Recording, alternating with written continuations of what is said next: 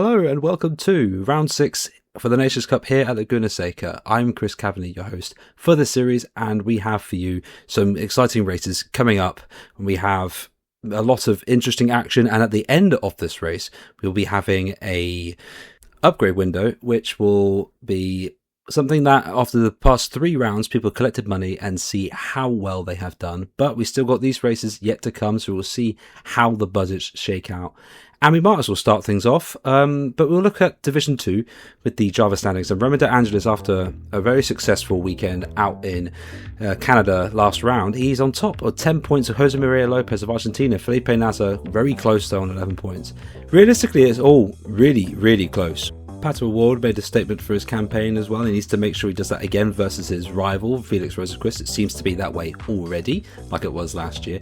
Paul Di Resto with some great results for Scotland, and he's hanging in there very well. And the two Monegasque drivers of Raquel Minardi Leclerc, very close to each other, very impressed by their manager there. There are some drivers that need to up their game, like for example the Wales cars and some of the Portuguese, like Antonio Fiat da Costa in 17th on 27 points. It's just, I think, Ed Spencer feel like that's not enough from the Portuguese outfit, but we'll see how things turn out this weekend for them. And when regarding the nation standings, Canada are in front by 17 points on 111 to Mexico, and then Monaco with their great results in 3rd, that probably will change, and then to Italy P4 with Sweden in 5th. Now, the top 3 can only get promoted into Division 1 by the end of the season, so it's going to be a very tough battle, and there are some teams out there which really do need points if they want to be considered for promotion. Portugal were very close last time, and they're already in P9, but things can change. And before we go into the Division 2 sprint race, there is a driver change at Scotland. Sebastian Murray is now out, and Sandy Mitchell will now be taking the seat henceforth. And let's see how he gets on, and we can see what the grid looks like for his first race. For the sprint, Sheldon van der Linde is on the front row with Felipe Albuquerque of Portugal, Jakub Spirkowski in 3rd with Antonio Giovinazzi in 4th, Felipe Nasr in 5th with his compatriot Pietro Fittipaldi in 6th, Felix Rosenqvist in 7th with Raffaele Marcello in 8th, Nico Verona in 9th, and Elfyn Evans in 10th place. Paul Di Resto of Scotland in 11th, Jose Maria Lopez in 12th, Arthur Leclerc 13th, Roman De Angelis, the winner last time out, in 14th, Alex Dunn 15th, Antonio Fiat da Costa in 16th, Pato Ward 17th, Alan Lloyd of Wales is 18th, with Kel van der Linde 19th, Latifi 20th, Sandy Mitchell in his debut in 21st, Søren Bielinski for Poland in 22nd, Marcus Ericsson for Sweden 23rd, Raquelme 24th, Rafael Villagomez in 25th, and Max Hart, serving a penalty that he has to take from Canada, is now last on the grid for this sprint. And for the first race of the day, it is over to Ryan Ferris, the commentator. Time for the first race of the day, and it is Division 2 sprint race here at Laguna Seca, and we have Sheldon van der Linde on pole from Felipe Albuquerque. As we wait for the lights to come on, all the lights are on, and they're off, and we are racing here. Great getaway there from Sheldon van der Linde. Albuquerque going well, but who's this coming down the inside? It's Giovinazzi. So Antonio Giovinazzi takes the lead here, and also Fittipaldi up into 2nd, so van der Linde down to 3rd. And Albuquerque down to 5th as Rosenqvist muscles his way up into 4th. And already Max Hart's out, so what's happened to him? So I can't tell if he's taken himself out there or someone's been involved with that. But maybe we might get another view of that incident. So here's Hart, and it seems as though, well, not even 2 into 1, it seemed almost like 5 into 1 don't go there. And I'm not sure how the stewards will rule on that incident. But back at the front, it's Giovinazzi leading from Fittipaldi. Sheldon van der Linde left licking his wounds at the moment, but he can't spend too much time as that, as Rosenqvist is all over the back of him. So Pietro Fittipaldi has a little bit of a clear air between himself, Giovinazzi and van der Linde. Rosenqvist, though, harassing van der Linde on this opening lap. And more going on up at the corkscrew, and that's Latifi with a front wing missing. So concertina effect as they come up into the corkscrew. First round and along the Rahal straight.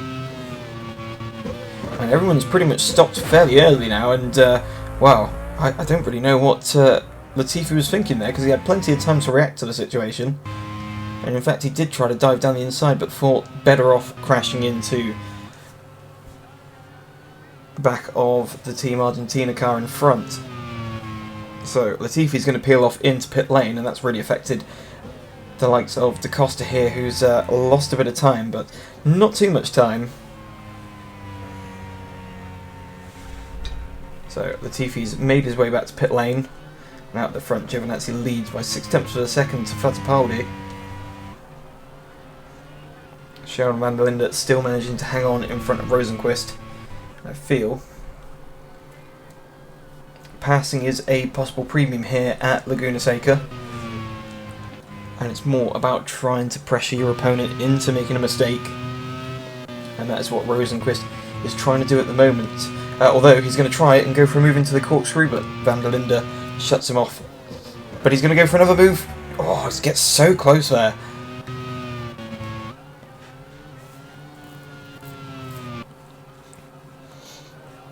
So van der Linde holds on to that third position. And this is allowing Felipe Albuquerque to come back onto the rear end of Rosenqvist. And Belinsky. Roman Belinsky with an oil pressure issue. So another retirement. And Rosenqvist gets it all wrong himself. So after applying all that pressure onto the back of Sheldon van der Linde, locks up into the Andretti hairpin, manages to hang on in front of Albuquerque, but those tyres are going to be becoming a little bit more worse for wear. But this is the sprint race, as we see a move shaping up there. Elvin Evans trying to go past Smirkowski there. Elvin Evans, who will be on pole later on for the feature race. And well, I'm pretty much just as shocked as everyone else, I think, with that result, but looks as though if things carry on the way it's going, it's going to be a good weekend for Team Wales.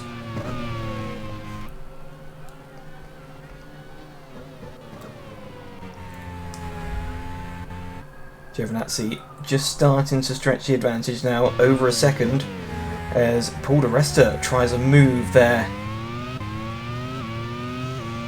on De Angelis, but unable to get through. Is proving pretty tricky to pull a move here, as there's smoke in the distance, so an engine let go. By the looks of things, who is causing it? Is that Leclerc starting to go backwards? Or is it? Oh, it's Smirkowski. So 2 engine retirements for Team Poland in a matter of a lap. Oh, and he's been punted for good measure. So that's Alex Dunn, and Alex Dunn has done damage to his front wing, so he's going to have to pootle back to pit lane. And, well, Smirkowski's causing absolute carnage here behind, as everyone's trying to find a way through. They're 3 abreast as they come along the Rahal Straight.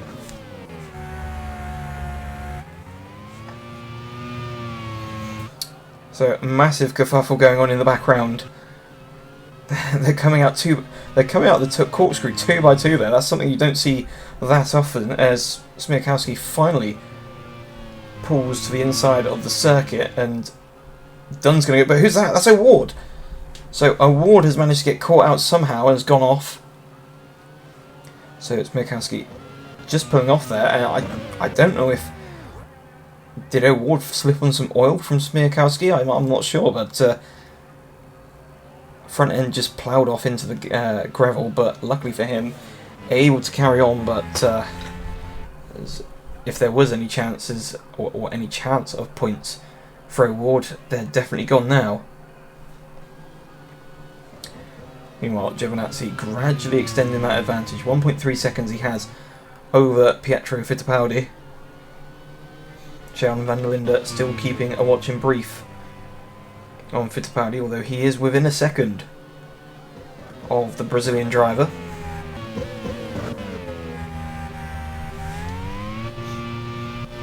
And Rosenqvist has recovered a little bit now. He's 8 0.8 of a second off of Sheldon van der Linde.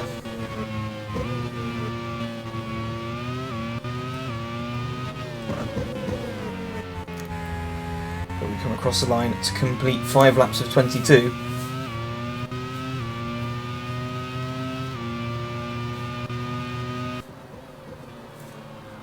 And Giovinazzi not really extending this time round, so Fittipaldi able to run with the current pace of Giovinazzi.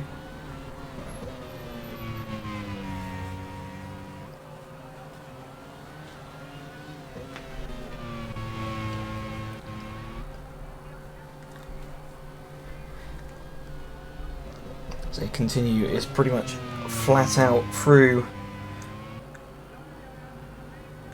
the turns 4 section as they come up into turns 5, up the hill into 6.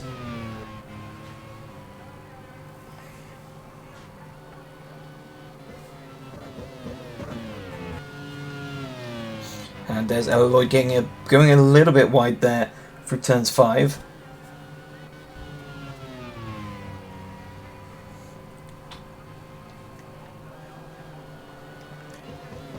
And down into the corkscrew she comes. So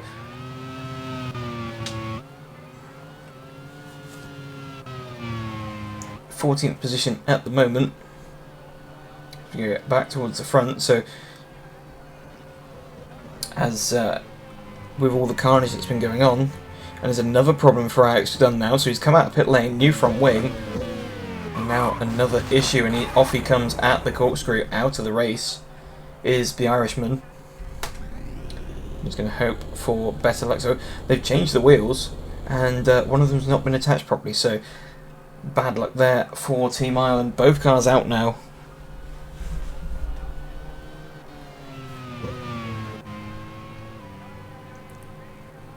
Up the hill and extending his advantage now. Giovinazzi over Fittipaldi, 1.7 seconds is the gap. It was 1.3.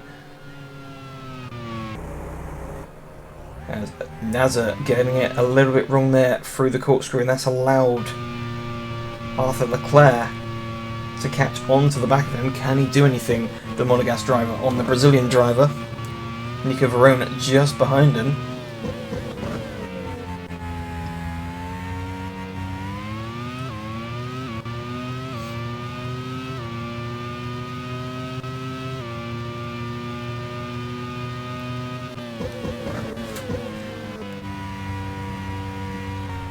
Leclerc unable to do anything there into the Andretti hairpin, but one notable mention really is Alvin Evans there in 6th position. He started this race in 10th, and he's managed to keep his powder dry for the time being, and finds himself in 6th, on to score some strong points again for Team Wales.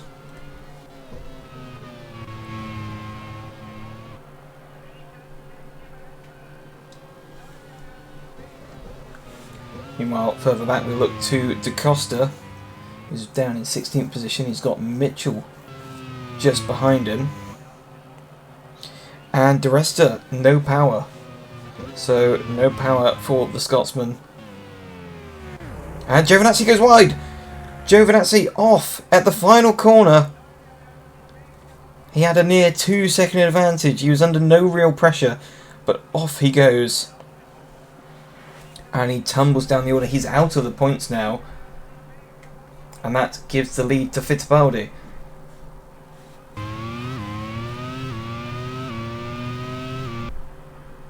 And he's still there. So manages to rejoin. I think that's 18th position it says for him. So that's now promoted Van der Linde into 2nd and Rosenqvist into 3rd.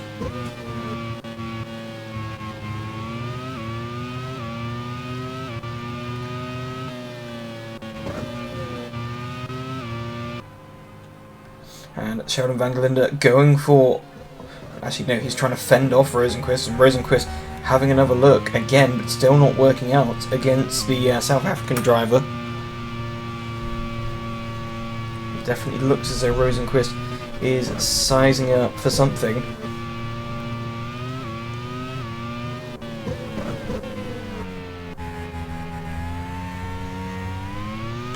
And if Rosenquist can get through, he's got enough laps now and enough pace that he could potentially charge down Fittipaldi in the lead. He's got a comfortable near 2-second advantage now, much like Giovinazzi had originally before going off.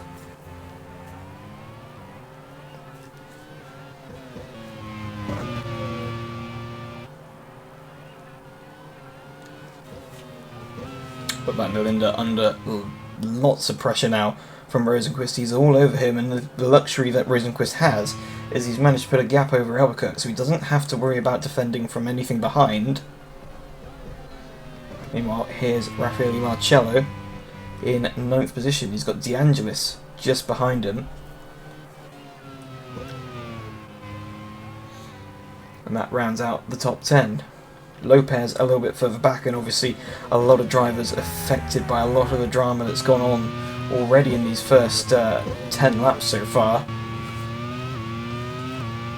As we come round to complete lap 10, so it'll be 12 laps to go.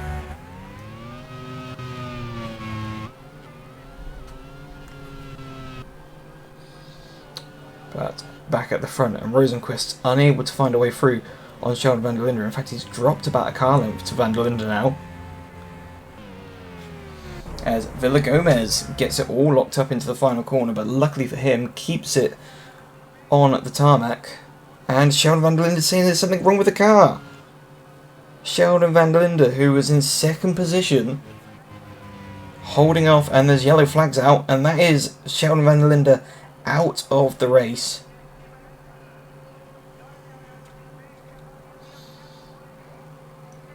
Has to relinquish that 2nd position that South Africa truly needed.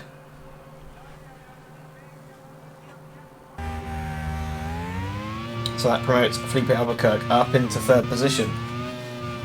Rosenquist has now been released. The gap is now 3.1 seconds between himself and Pietro Fittipaldi.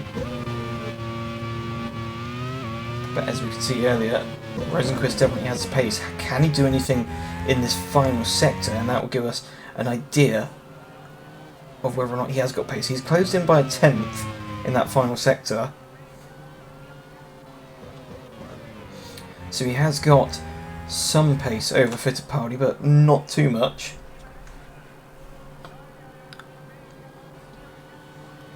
If we look back, this is Calvin van der Linde, the last of the South Africans running. He's in P12 at the moment, 2 places away from a point.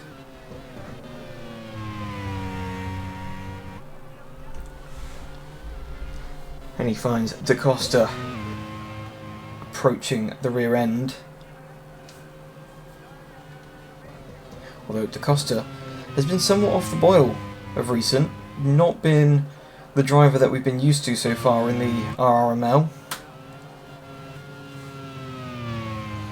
Meanwhile, his teammate Albuquerque is fending off Elvin Evans, who now finds himself in 4th position now, and with some real pace actually. He's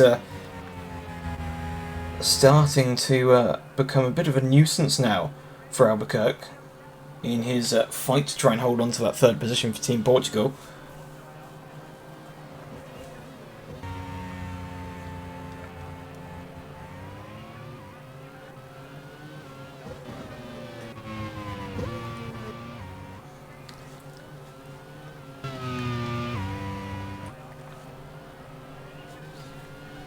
Further on back, this is Arthur Leclerc, who's 6th position ahead of Nico Varone.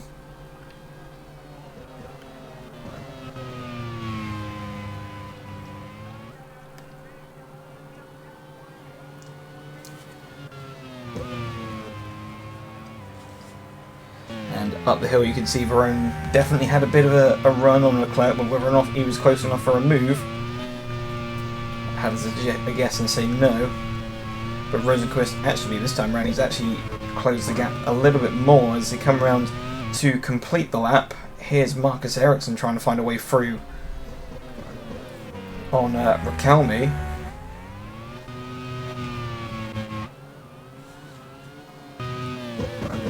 Fittipaldi comes down into the Andretti hairpin, Now what is the gap? 2.8 seconds it is between himself and Rosenqvist. And obviously, as the great Murray Walker would always say, catching is one thing but passing is another. Rosenqvist still has to do the catching part, but he seems to be doing a good job of that so far, although this time round Fittipaldi responding a bit and matching his sector times against Rosenqvist.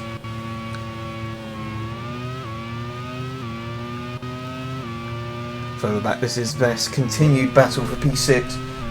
Veroni definitely with a lot more pace as Verone has a look, but just can't find a way through. And as he says, so much faster than Leclerc in front.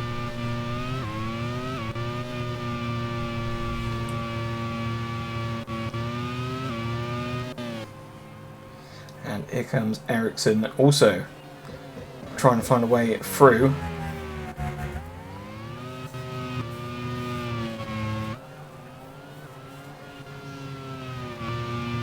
And Ward bringing his way through, obviously essentially keeping his powder dry, although losing out massively as a result of that off-track excursion earlier on in the race, but not as much as what Giovinazzi lost out earlier. Here's Nicholas Latifi, another driver who has been struggling as we cut to our race leader Fittipaldi, and the gap has come down by another 2 tenths between himself and Rosenqvist.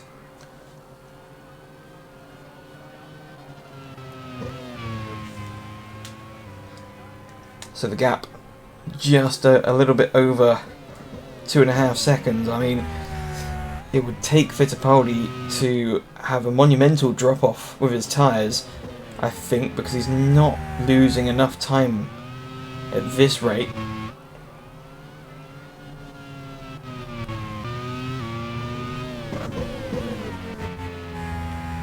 To come round to complete lap 15 of the 22. What is the gap going to be as they cross the line? So across the line comes Fittipaldi, and there is Rosenqvist. So 2.5 seconds is the gap.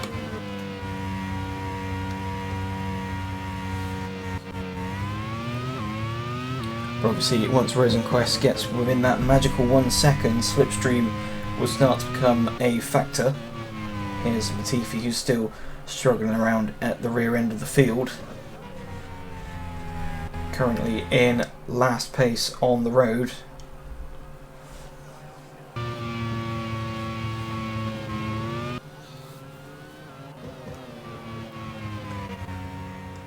And Riquelme still starting to form a bit of a train now, really, because you see there's O'Ward, and further behind that, that is Giovinazzi,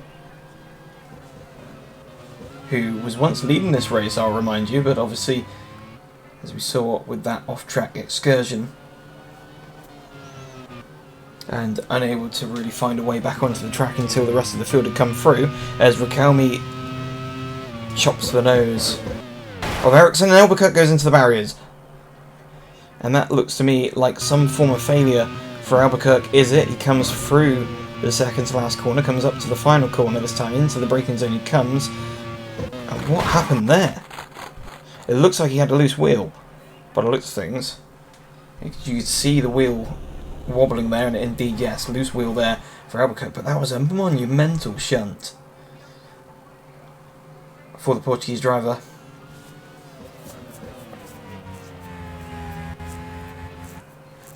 So, as we look to here, that's allowed Ella Lloyd into the points now, so Ella Lloyd with a point as it stands. Fittipaldi still has a 2.5 second advantage over Rosenqvist, so matched him in the last lap, and I don't think Rosenqvist, unless Fittipaldi makes a mistake, is going to find himself close enough to make a move. But Elvin Evans, who started this race in 10th, is now in 3rd place, and this is all looking very, very good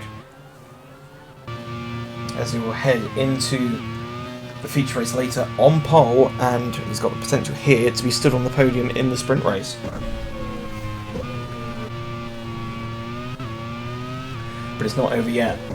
There's still time. There's still always that typical RRML sting in the tail when you think the result's sorted. You generally tend to find that you're quite wrong.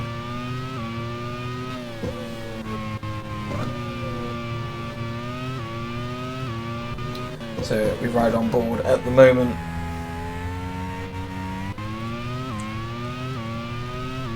With Villagoma, as you can see Mitchell miles in the distance.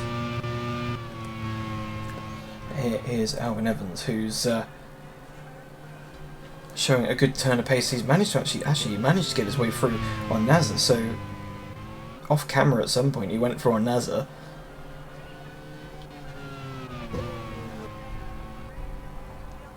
And in the background still, Leclerc holding off Verone. Verone, who's definitely miles faster than a monogas driver, but he just isn't able to find a way through.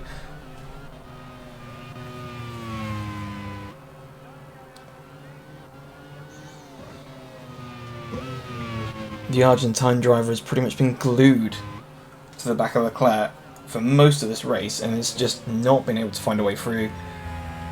He's just hoping that Leclerc makes some form of mistake, as he now starts to find himself under some pressure from Marcello, who's fastly approaching from behind.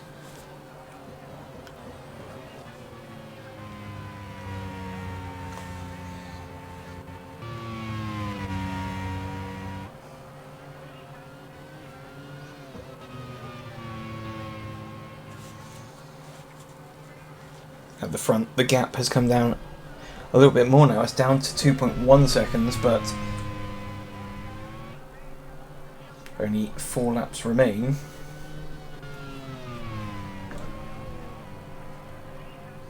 Still, you can see as they go through turn 6 how Verone is... I'm amazed he's just not getting any form of error wash from the car in front, and he's able to follow Leclerc through that very fast left-hander as quick as he can and as close as he can. Here's Jose Maria Lopez coming under some pressure now from Ella Lloyd.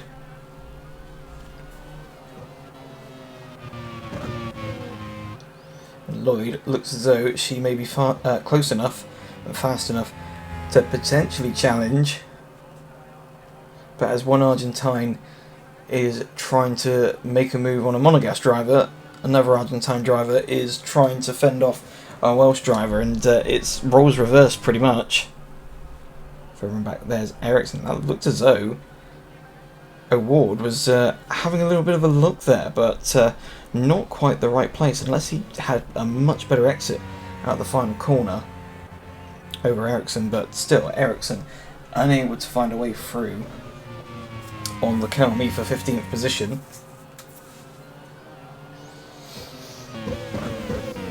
Back at the front, and Rosenqvist has dropped inside 2 seconds to Fittipaldi. He's going to have to push a little bit more as Ella Lloyd lines up Lopez for a move, but unable to get through there at the corkscrew.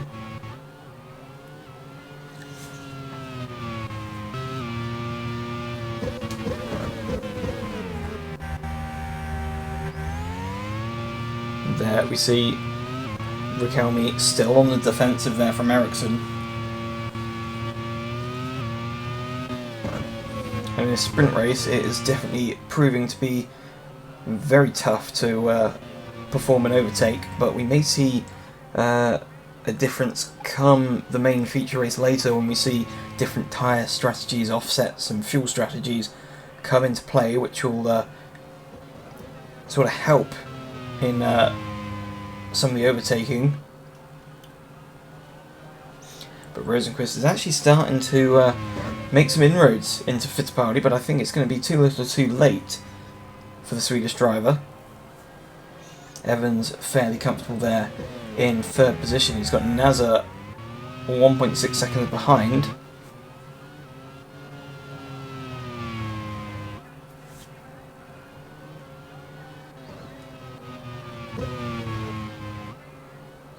And De Angelis now with a gearbox issue. So De Angelis retires from 8th position. That's going to allow Lopez and Lloyd through, and Kelvin van der Linde up into the points. But at the same time, there's Da Costa. Da Costa's got an engine issue. So De Angelis out with a transmission failure. We've already seen Felipe Albuquerque out with a transmission failure, and it looks to be a water leak or an engine failure of some form for Da Costa as he pulls off on the pit exit road.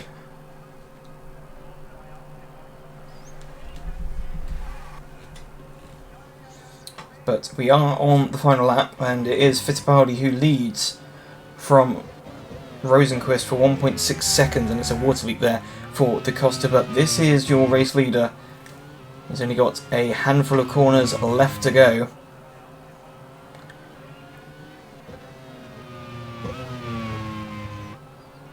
And here comes Pietro Fittipaldi, rounds the final corner. He wasn't initially picked to race for the team, but he was drafted in eventually, and he has definitely proven why he is sat in that seat as he comes home to win here with this sprint race for Division 2 Laguna Seca. Rosenqvist second, and Elfyn Evans comes through from 10th to 3rd. So a good result there for Team Wales as we wait to see, and indeed Ella Lloyd has come through in 9th. So double points there for Team Wales. The rest of the field come streaming through as we wait for Latifi, who's the last car to cross the line. So race over, and confirmation that Pietro Fittipaldi wins here at the sprint race ahead of Felix Rosenqvist. Elfyn Evans was 3rd ahead of Felipe Nasr. Arthur Leclerc was 5th ahead of Nico Verone. Raffaele Marcello was 7th ahead of Jose Maria Lopez. Ella Lloyd was 9th ahead of Calvin van der Linde, taking that final points paying position there in 10th. Sandy Mitchell on debut there in 11th. 12th for Villa Gomez, and Rakomi finished 13th. Further on down the field, Marcus Ericsson was 14th ahead of Pato Award. Antonio Giovinazzi was 16th ahead of Nicholas Latifi, being the last car across the line. Antonio Felix da Costa was classified, as was Roman De Angelis, although they didn't finish. On to the retirements of Albuquerque, Sheldon van der Linde, Paul de Resta, Alex Dunn, Jakub Smiakowski, Roman Belinsky, and Max Hart. So a lot of incidents going on in that race, but not the most overtaking, but still plenty of drama as we head into the Division 1 sprint race. A race well ran there from Pietro Fittipaldi. Well done him, and Felix Rosenqvist getting him in some good points earning spots.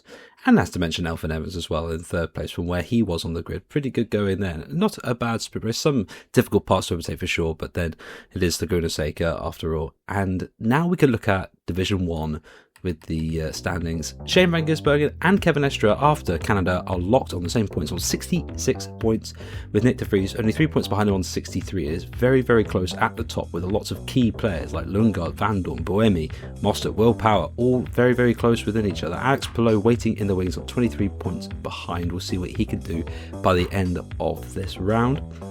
And there are obviously some drivers that need some points. Pascal Wehrlein in 14th needs something to gain traction.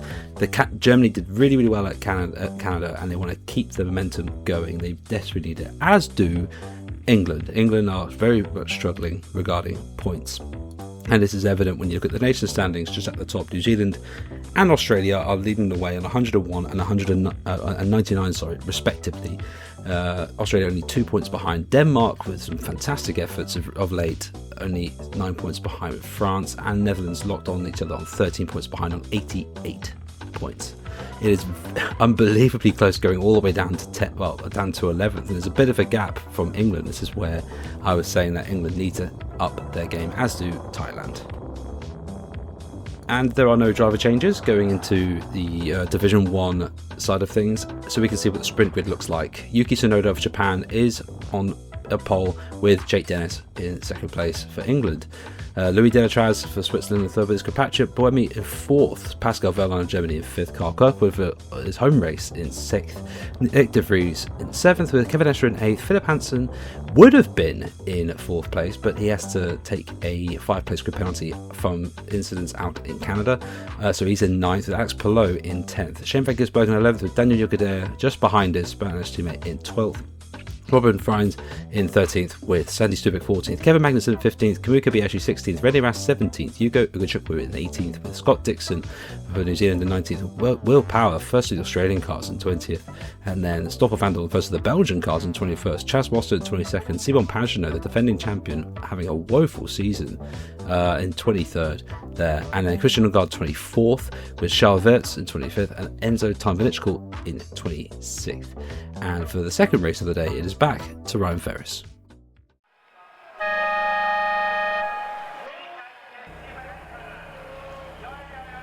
Division 1 sprint race time here at Laguna Seca. It's Yuki Tsunoda on pole from Jake Dennis, and it's going to be a very interesting start indeed, as the lights are out and we're away once again. Tsunoda with a good start, but Dennis even better start there, as you have the two Team Switzerland cars slipstreaming down into turn 1. Is there going to be any shenanigans this time round? There's a car off in the background. There's several cars off in the background.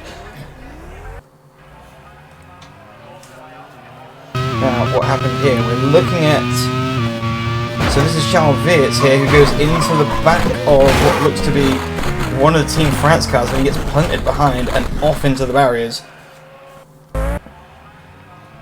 So who is it that punted Wirtz? Obviously Wirtz into the back there, and then gets a secondary helping there from, I think, what was Will Power. Will Power going airborne eventually, so here's Stoffel Vandal. So you see Wirtz in the background goes into the back of Pagenaud, and it wasn't Power, it was his teammate, and then Power finds himself getting tripped over the back of Dixon. So we had all the shenanigans and chaos in the first race, and once again, what Division 1 says, anything you can do, I can do better, as Buemi goes up the inside of Tsunoda through turn 5, and all this is allowing Jake Dennis to get away, but Tsunoda's fighting back, and yeah, very, very not dangerous manoeuvre, but a very risky manoeuvre there into turn 6, and Tsunoda almost finds himself under pressure from Kirkwood, but at the same time Kirkwood finds Wehrlein going round the outside of him on the exit of the corkscrew. Kirkwood trying to hang it out round the outside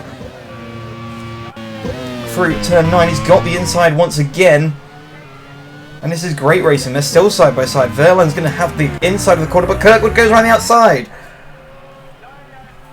Carl Kirkwood goes around the outside, taking 4th position back off of Wehrlein. Great racing there. In the meantime, Hansen's having to pit in for some damage. Delatraz has dropped back to 6th out of all of this.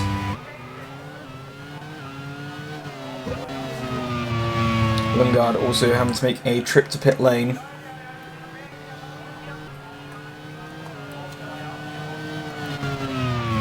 But it still is Jake Dennis who leads from Buemi. Buemi who's managed to gap Tsunoda now, and as a result of the bickering between Kirkwood and Wehrlein, finds himself in a bit of no man's land is Tsunoda. He's 2.6 or just under 2 seconds behind Buemi, but then has a large gap between himself and Kirkwood.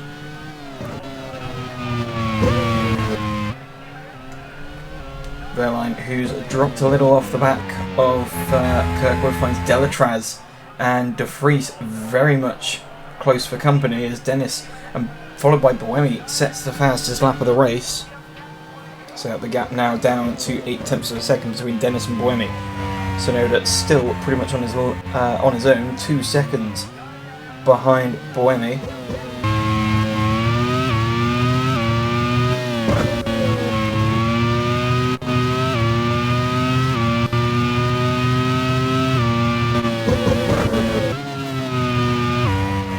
Further on back here is Stoffel Vandal.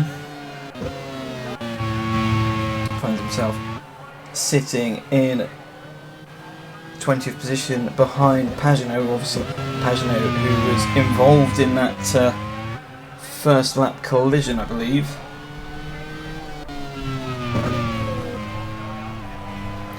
Dixon at the back end of the field, obviously Hansen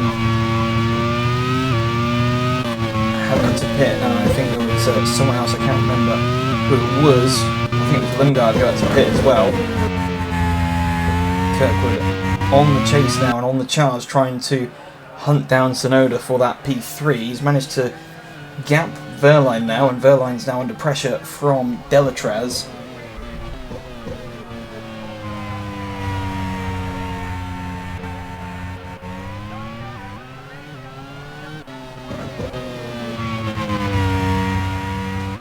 Wehrlein getting some advice as to how to conduct and apply himself in this race. And indeed it was tough to overtake in the Division 2 race as Philip Hansen, fresh out of pit lane, sets the fastest lap of the race.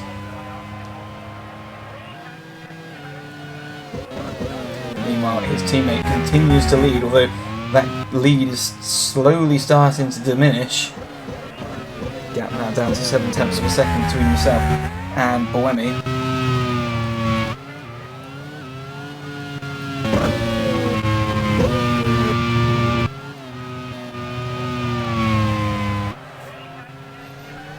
Is Sandy Stubik down in 15th position.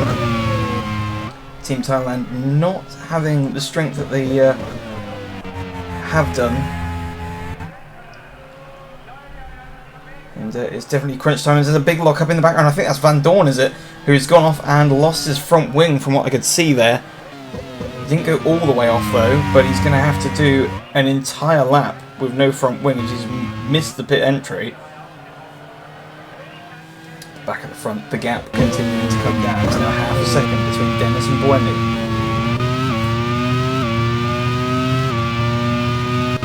Buemi, who at this moment in time in this race has a bit more pace than Dennis, but as we know, it's not the easiest circuit to overtake at.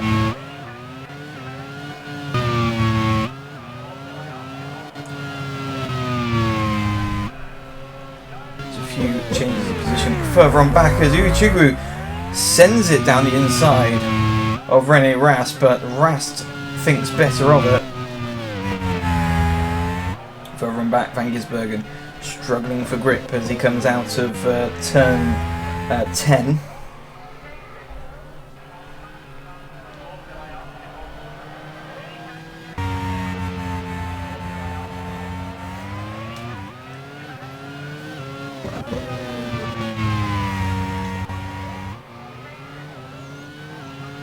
So Van Dorn has managed to make it back to pit lane as we look to Yuki Tsunoda, who's very much alone there in P3.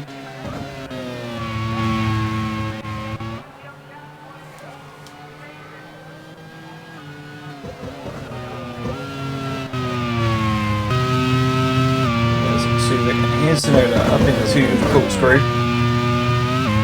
One of only 3 sections of the circuit that actually has a name, but back at the front, Dennis finds himself a very fast Buemi behind, but can Buemi find a way through? Now, Buemi was able to make a move earlier on in the race, up at turn 5, whether or not he can do something similar.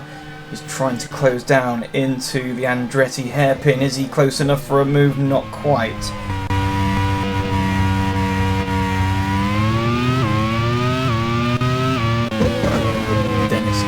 On for at least another few corners, safe, and he's actually managed to pull a couple of car lengths on Buemi now, but Buemi back in the slipstream. Don't think he's going to be close enough for a move here, but he's closed up now, and he's going to be pretty much glued to him as they come through turn 6. They go up the hill on the Rahal Straight. Buemi tries to have a look, but as we know, that's where the late racing line is, and Dennis goes out wide and off. So Dennis under pressure there, gets it all wrong into the corkscrew, and he's retired. He's spun off, lost the front wing, and he's stalled the engine in the gravel. All Dennis had to do was put his car in the right place, and Buemi wasn't getting through, but it was just too much for the Englishman.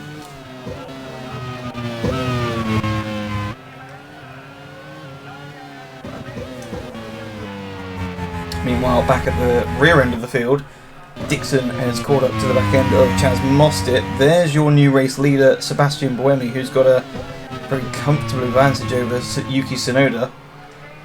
And Tsunoda is actually being closed down now by Carl Kirkwood.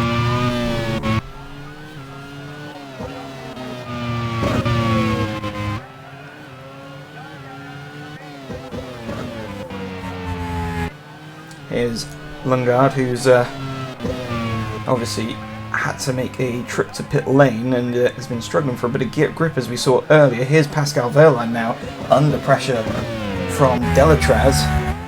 Again, Delatraz has a look on Wehrlein, but Wehrlein closes the door. Van Gisbergen struggling, and further on back there's a move there for Robin Freins, where Zach Kobayashi going around the outside. He's now got the inside on Freins, but that's going to be the outside, and someone's off. Who has gone off here? Is Kirkwood dropping down the order? He's spun. So as I was saying, Kirkwood was closing in on that second position, and he's now gone off and taken his front wing off. So he's going to have to go into pit lane. This is terrible luck for the American driver on home soil. Luckily enough, he's just got pit entry there, so it's going to hurt, but not as much. So that promotes Wehrlein into P3. And further on back, Kobayashi did manage to get through on Robin Freins for that 11th position.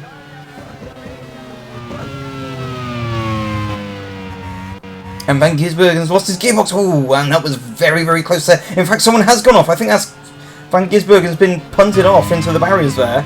I didn't quite catch who did the punting. I think it was Stuvik there, because he's slowing down. Either that he was just caught out there, but that's had a chain reaction as Ugo Ugichuk almost forced off into the gravel there, into the corkscrew.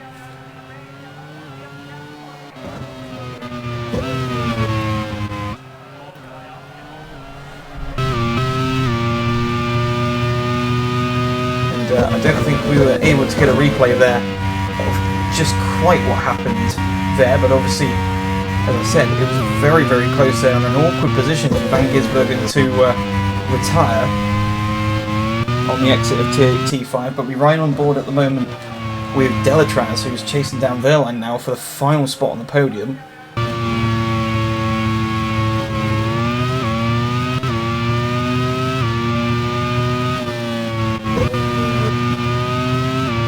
Here is Tsunoda in second position, a fairly comfortable second position as it stands. 5 seconds behind Buemi, but he has got 3 seconds over Wehrlein in third.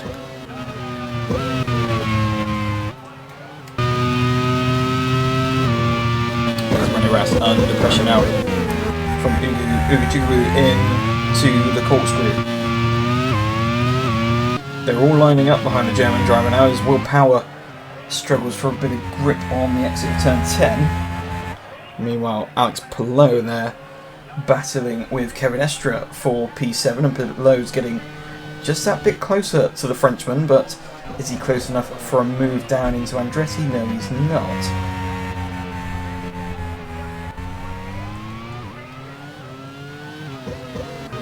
Ten laps already completed. They've absolutely flown by in this second sprint race. Such is all the action that's been going on. There is 12 laps to go. As it stands, it is Buemi who leads from Tsunoda and Wehrlein in third position, who's under pressure now, as I said, from Delatraz. Delatraz lining up a move up into the corkscrew. He goes one way, he goes the other, but still unable to find a way through on the German. Further back is Nick de Vries, who's catching up onto the tail of this battle for third position.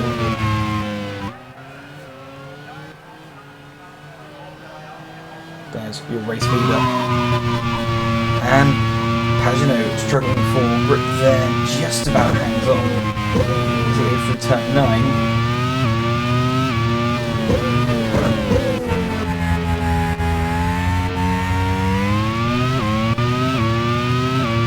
Back on to the start finish straight, so half race distance now.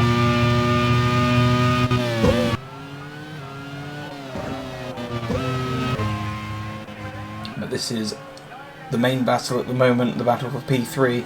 Their line is still hanging on in there. And it is basically, as the team told him, he's just got to place the car where it needs to be, and Delatraz will not find a way through.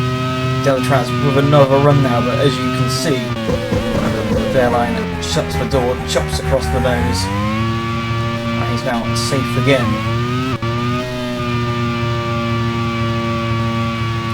Delatraz is going to have to get a bit creative now to find a way through. There's another battle going on here, this time for P18, and it's Power versus, no, Monster, sorry, versus Dixon.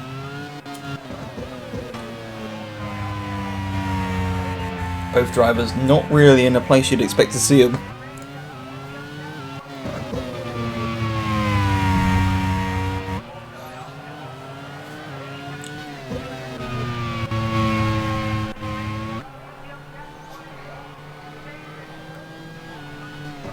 It is, boy, 6.3 seconds is the advantage to Sonoda. And Sonoda's, even though these two are squabbling for third, is actually losing out a bit now to these two. Delatraz all over the back of their line. He's practically glued to the rear wing of their line as they come flying through turn 6 up the hill. They come once again and once again. Delatraz tries to pop down the inside of their line, and their line says, "No, you do not."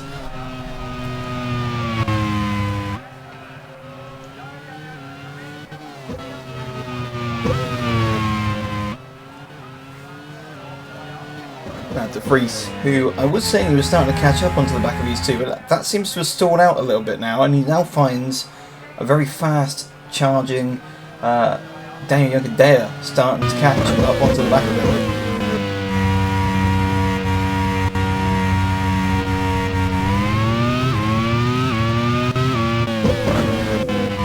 Further back you also have Pelot battling with Estra, and as I say that, Pelot's gearbox is gone, so that battle's come to a very swift end.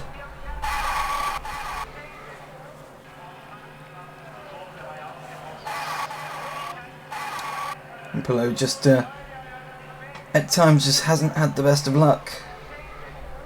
Obviously, very, very fast and accomplished driver.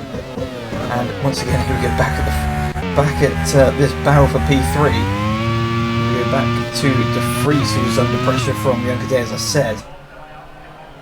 Now, this is Van Dorn. We're looking back at him. The final car circulating, I think. But here's your race leader, who's just been absolutely dominant so far. But knowing Team Switzerland's luck at the moment, there's definitely, or most certainly, going to be some form of issue crop up for the Swiss driver, but I'm sure the team owner will have his fingers and toes crossed at the moment. And that's Kevin Estra going slow. And it's an engine failure for Estra, so the battle that was going to be Estra versus Pelot, both cars have retired within a lap of each other, so that's going to promote Kobayashi and Stuvik into the points now with those two retiring. Meanwhile, further on back, here's Philip Hansen up into 18th.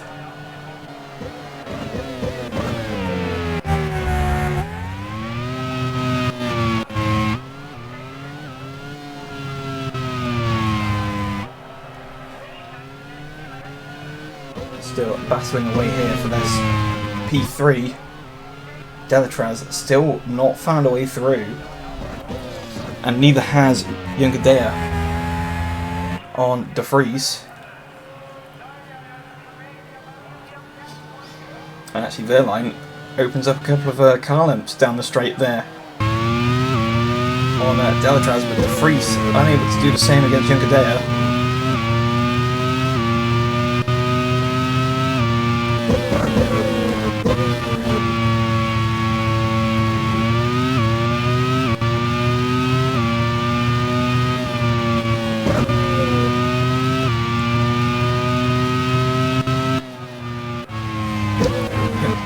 Still stalking De Vries there. as is Delatraz up ahead, although Delatraz isn't quite as close as he has been.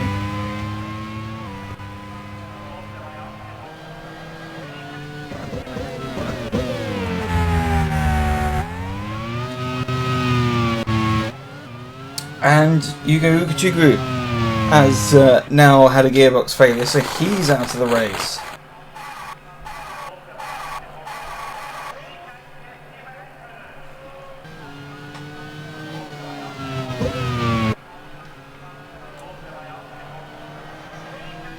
Back at this battle for P3, and Delatraz not quite as close as he has been, although he closes up a little under the brakes.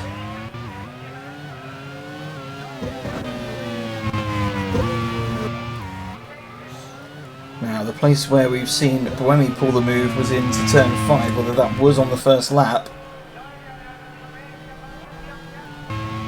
Can Delatraz do something similar as we look to Buemi, our race leader, as he comes up to the corkscrew as Junkadea, I think, has a little bit of an issue there, maybe a missed gear. That's dropped him a car length or two off the back of De Vries. That gives De Vries a little bit of a breathing space, but it won't be for long, as Junkadea already on the back and already thinking of a move there into the corkscrew of De Vries.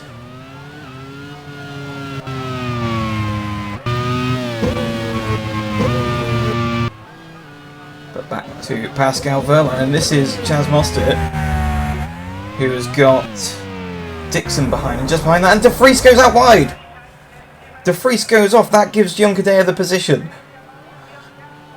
So through goes Junkadea into 5th position. De Vries will be kicking himself over that.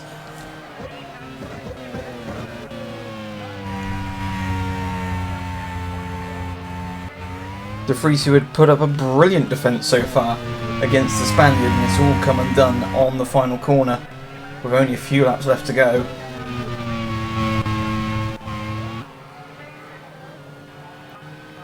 And Dixon's transmission has gone now.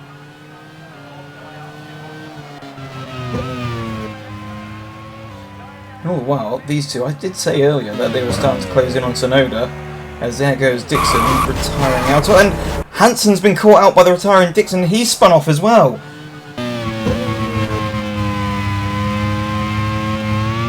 So we see Hansen coming up to the very, very fast turn 5 right-hander, gets completely caught out by Dixon.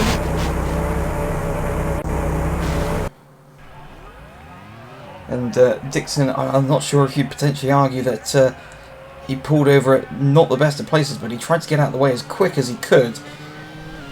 But that corner, once you're committed to that corner at full speed, it's very hard to change your line, as you could see for Hansen, who had to take some evasive action against the New Zealander.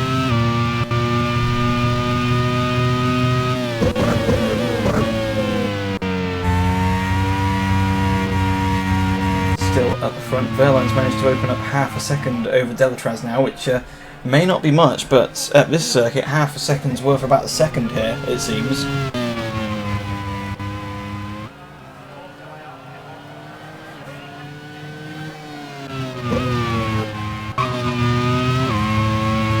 Stubik, who is now into the point, or into a point at the moment in P10. You can see just up ahead there's a little bit of a battle starting to appear of Power, Frines and Kobayashi for 7th, 8th and 9th.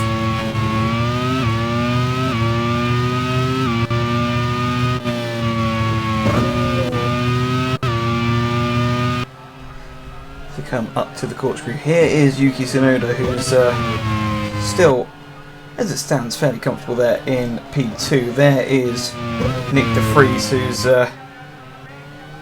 not really able to respond to Junkadea.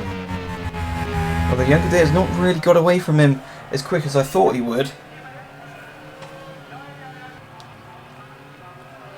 And now here's this battle that I said about Power, Frines and Kobayashi, 7th, 8th and 9th.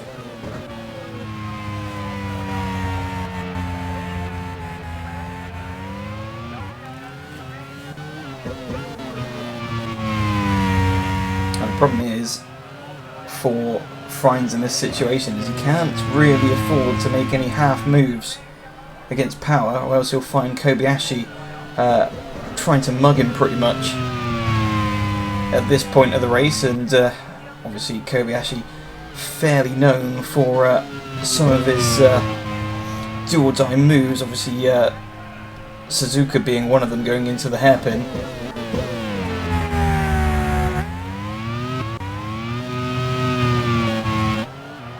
Although maybe he's matured a little bit with his age, I don't know, but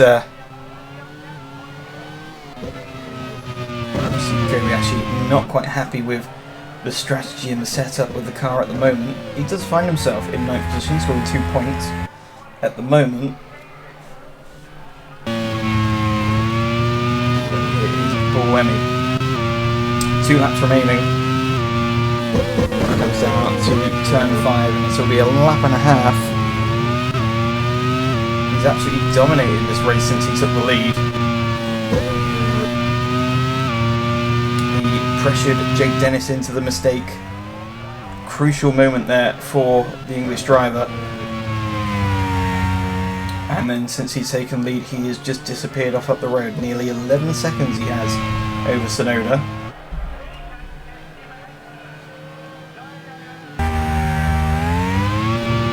Wehrlein though, who's still under pressure now from Delatraz, and De Vries gets it all wrong again, but luckily for him this time, there was no one there to pick up the pieces. So that means that for sure, De Vries is going to be taking that 6th position unless Youngadair makes a major mistake, which, well, given what we've seen so far in this race, isn't unheard of. But we're on the final lap now as Buemi continues round.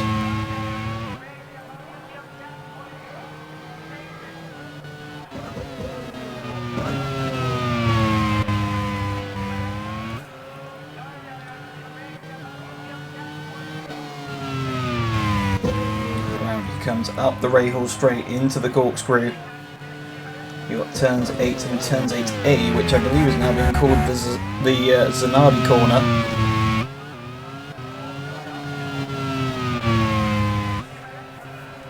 But in the weird circumstances of this circuit, there's only around 3 or 4 corners with names, the rest are just numbers.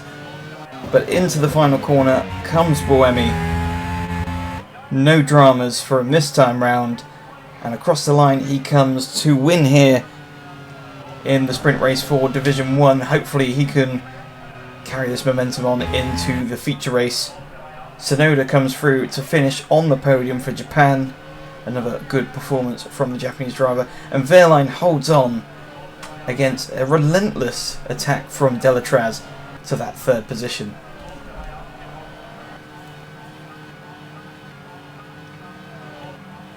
So we wait for the rest of the field, and that's someone off in the background. I think that's Stuvik. Is it? No, it wasn't. That was Enzo Tan.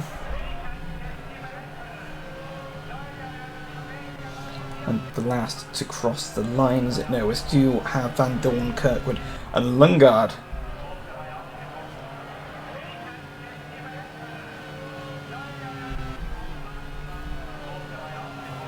Across the line, so Lundgaard finally across the line.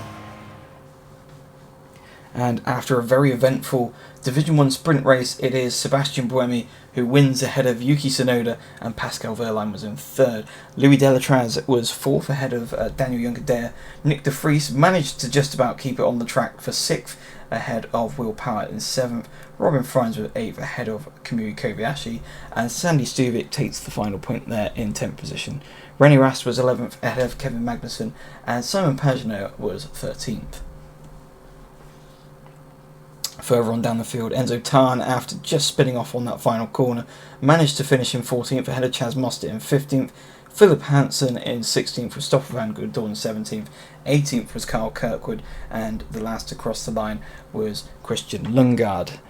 Onto the retirements was Scott Dixon, Ugo Hugachukwu, Kevin Estra, Alex Palou, Shane Van Gisbergen, Jake Dennis and Chalvez. And I'll hand you back over to Chris, who will give you the lowdown as we go into the feature races. What a really fast drive from Sebastian Buemi that was. 11 seconds ahead of Yuki Tsunoda. obviously felt like he was being held up by Jake Dennis there, and well, under pressure, Jake Dennis just gave up. It's really unfortunate for him because he was doing pretty well to get where he was. And yeah, not a bad sprint in that one. And now we can look forward to the feature races where there should be a bit more action happening, especially with the pit stops and tyre deltas. And we can see Division 2's feature grid. And yep, you're seeing it just like I am. Elfyn Evans of Wales is on pole, with Nico Varone of Argentina in second place, just pretty much 400s behind him. Raffaele Marcello in third place, Felix Rosenqvist of Sweden in fourth, with Pietro Fittipaldi, a sprint winner, in fifth, with his compatriot Felipe Nasr beside him. Antonio Giovinazzi in seventh, with Jakob Spikowski in eighth, Felipe Albuquerque in ninth, with Sander van der Linde in 10th, Paul Aresta in 11th place, Jose Maria Lopez in 12th, Arthur Leclerc in 13th, with Roman De Angelis, the Canadian feature race winner, in 14th, Alex Dunn in 15th, Antonio Fitzgerald in 16th, Pato Ward 17th, Ella Lloyd 18th, Kelvin van der Linde 19th, Nicholas Latifi 20th, Sandy Mitchell in his debut feature race in 21st, Roman Belinsky in 22nd, Marcus Ericsson 23rd, Stefan Riquelme 24th, Max Hart now 25th, with Rafael Villagomez starting in last place. And for the first feature race of the day, it is back to Ryan Ferris.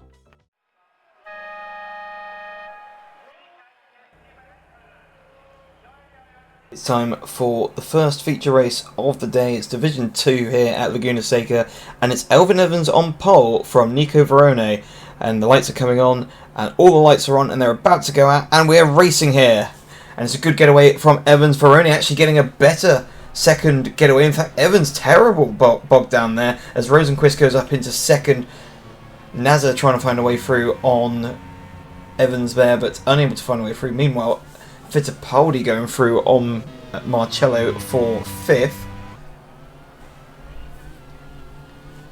They come streaming through. It's Varone from Rosenqvist. Evans dropped back to third.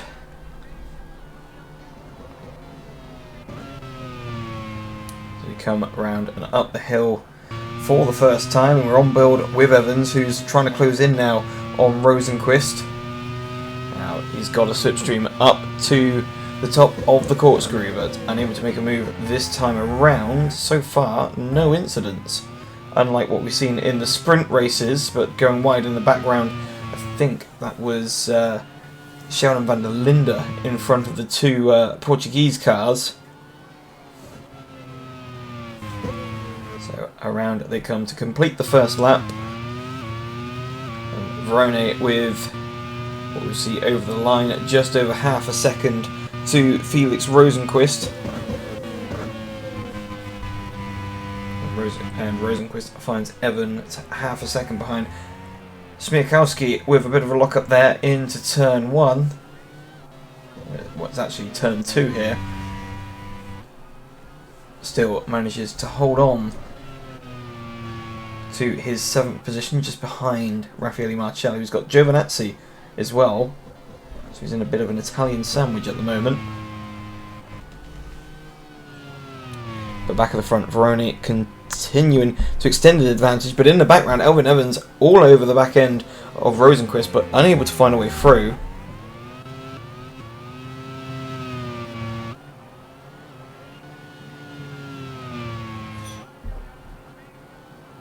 Down the hill they come again. Evans still trying to find a way through on Rosenqvist. He's definitely running quicker than Rosenqvist, but sadly for him, that poor start has definitely hindered him back in third position. Varone sets the fastest lap of the race and continues to extend his advantage. You've got the two Brazilian cars just behind Evans.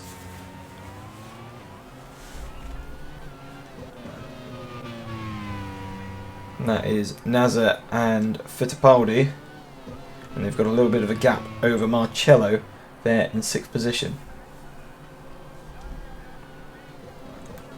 So Varone managing to pull away from Rosenqvist, and you can see Evans still glued to the back end of Rosenqvist. So they come up the Rahal straight. Evans getting even closer, and that, for a moment then, I thought that was going to be a move. Lopez on Leclerc. Now that's not somewhere, and Fittipaldi's car's fallen apart. What has happened there? Coming up into the corkscrew. I think that might be a suspension failure of some sort, but he just goes straight on. Yeah, You can see there. And what has been a good weekend for the Brazilian, it's come to an end all too early for him.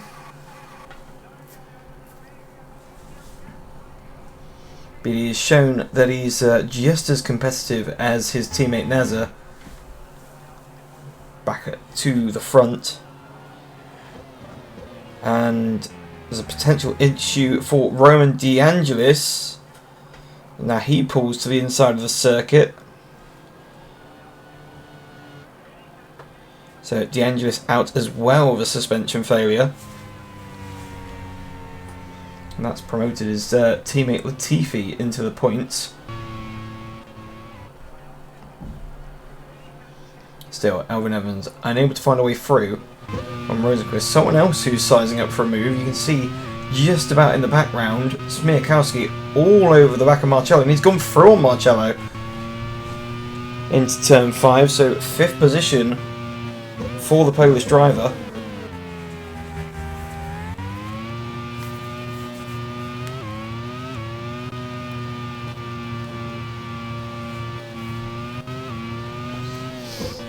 But Evans unable to do the same at the moment. Nazar with a bit of a cushion behind. He's got over 2 seconds to himself and Smiakowski, but also finds himself with a bit of a gap to try and close between himself and Evans. Evans currently being held up by Rosenqvist, and you can see there actually that in the space of the start-finish straight and the Andretti hairpin, Nazar has caught up dramatically.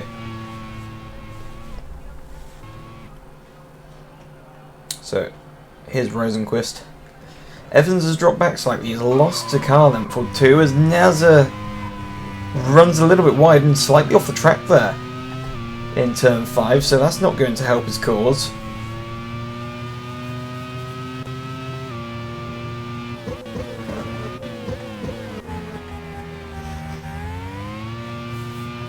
The team reminding Nazar to just bring the car home, score some points.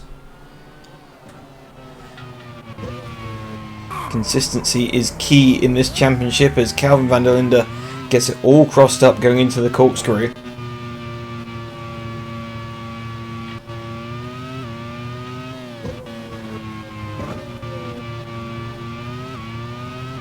But still carries on, and Rosenqvist has caught right onto Veroni, so a mistake surely from the leader. As now we see all 4 of them pretty much together. Nazar just about hanging on to the back of these guys. And in the background you can see Smiakowski catching up onto this group.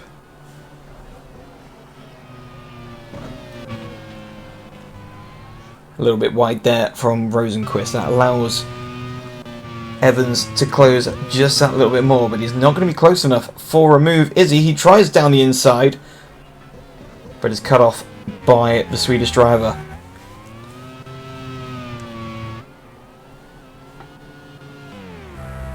Further on back, De Resta trying to find a way through on Da Costa for P10, and that's now put him under attack from Arthur Leclerc, and just behind him is Lopez.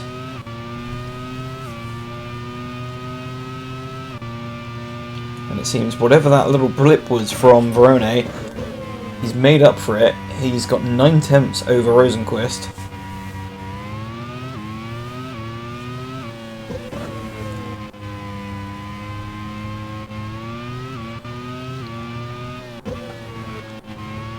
Around they go once again.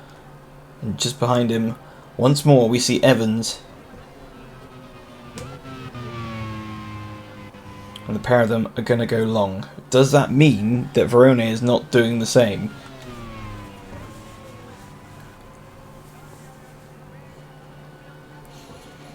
But Evans still close, but not close enough for a move.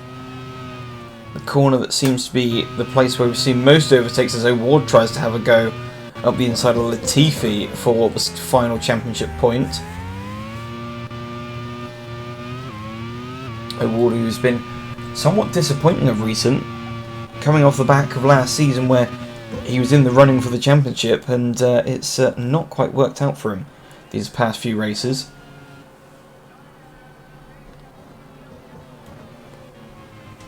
Still, Rosenqvist seems to be quick enough where he needs to be. The place that we have seen a few overtakes is up into turn 5. But Evans just not quite close enough to make a move. It would require some sort of mistake from Rosenqvist at this point in time. Now, we did see Dennis making a mistake in the Division 1 sprint race, just coming up into the corkscrew. And that was whilst he was under immense pressure from Buemi, very much like what Evans is doing to Rosenqvist at the moment. But as I say that, Evans has a lock-up into the corkscrew and finds himself with Nasser for company. So Felipe Nasser is going to try and find a way through. Can he make a move into the final corner? As Giovinazzi's engine's gone, and you can see in the background, and he pulls off to retire the car. So out the race goes Giovinazzi.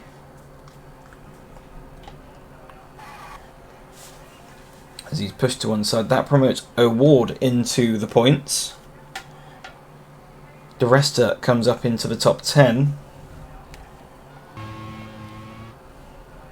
Now back at the front, and Veroni means business here. He's opened up 1.3 seconds to Rosenqvist.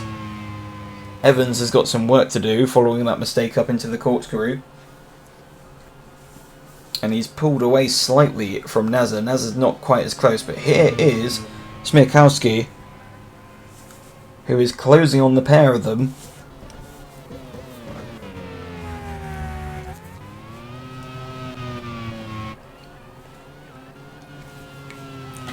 Further on back, Marcello, who's pretty much in no man's land at the moment.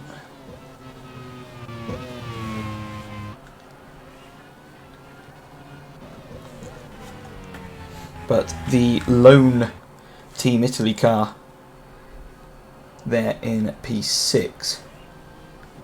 So across the line they come once again. Veroni slightly increasing his gap to Rosenqvist. In the meantime, as just in front of that, that is Villagomez. So Villagomez's car goes up in smoke.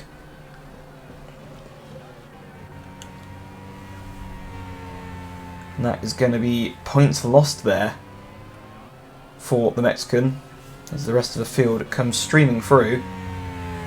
He's actually holding up Mitchell there, so Sandy Mitchell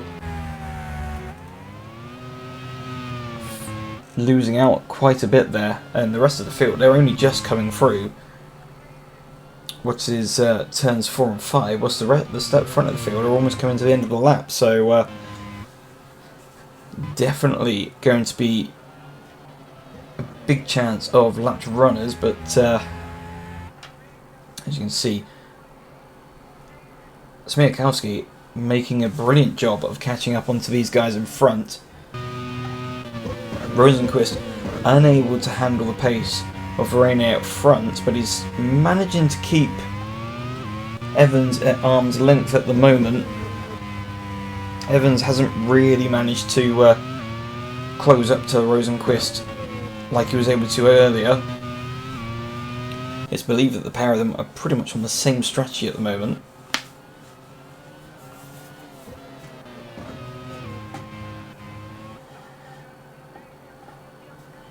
Here's Alex Dunn, currently running in 13th position, so on for a few points at the moment. So this will be a good opportunity for Team Ireland, who, much like last season, have struggled this season.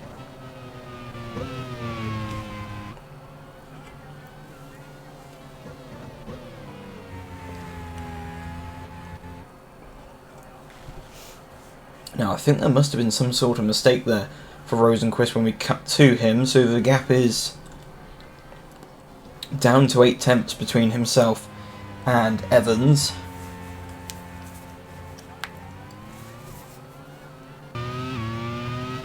but Nazar and Smirkowski all pretty much keeping a similar gap to each other. And we feel like this is potentially that part of the stint where the drivers sort of settle down, look after the tyres. As I say that, Sandy Mitchell isn't one of those looking after the tyres. There's a bit of a lock up there through the Andretti hairpin.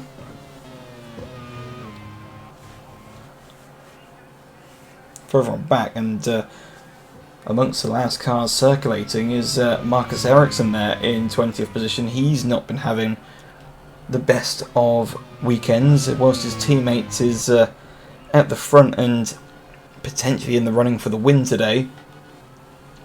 Ericsson not even close enough to the points at the moment.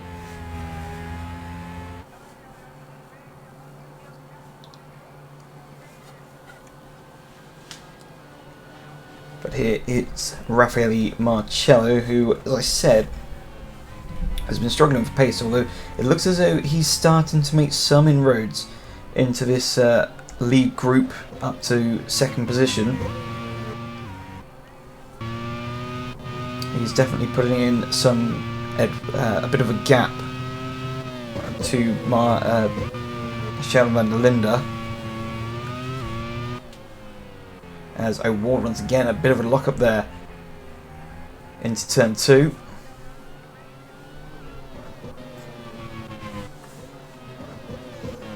As we look to Alvin Evans, who continues to try and close back in on Rosenquist. He's taken another 10th out of Rosenquist. Further on back, here is Jose Maria Lopez, still unable to find a way through on Arthur Leclerc for what is now 11th position.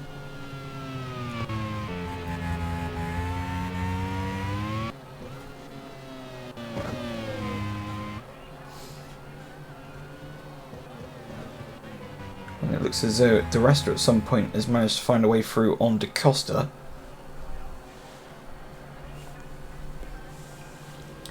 As you remember, early on in that race, the two Portuguese cars were pretty much running 1 and 2 for their positions.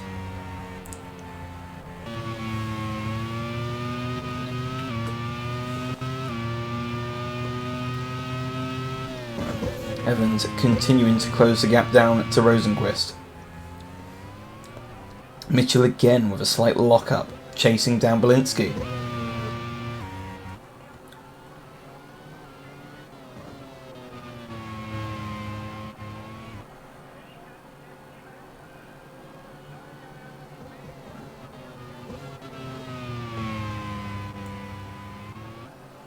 Just behind them is Ella Lloyd. But here's Nico Varone, and he seems to be quite enjoying his time out in front as, nearly. Ella Lloyd thought of a move, but luckily pulled out of it before potential catastrophe. I just put my teeth back in.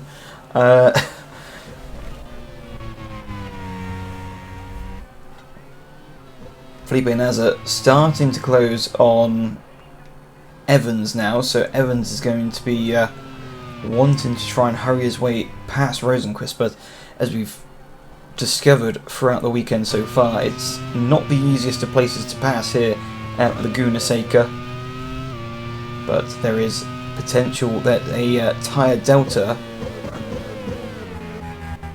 as Rosenquist uses that magical word himself, could find and engineer a few overtakes in the second half of this race.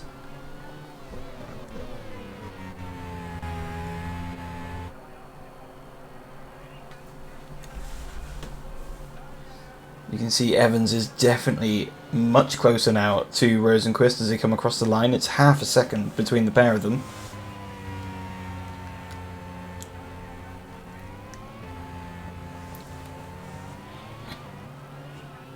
But essentially half a second is almost worth a second here at Laguna Seca, just because of how hard it is to overtake.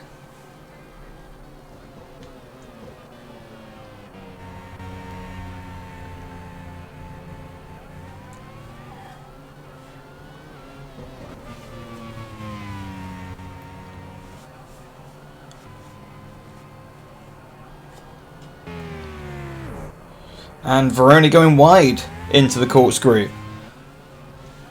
So Veroni with a 2.7 second advantage, but I don't think it will be quite as large as that.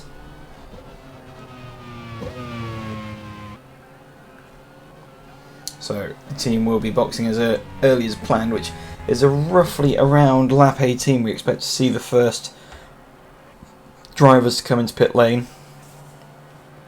What it does mean is he is going to be running a little bit heavier into this second stint, so potentially won't have the same level of pace as he has done, but hopefully he's pulled out enough of an advantage, although he has made a couple of mistakes so far whilst leading. He's lost over a second now as a result of that mistake to Rosenqvist.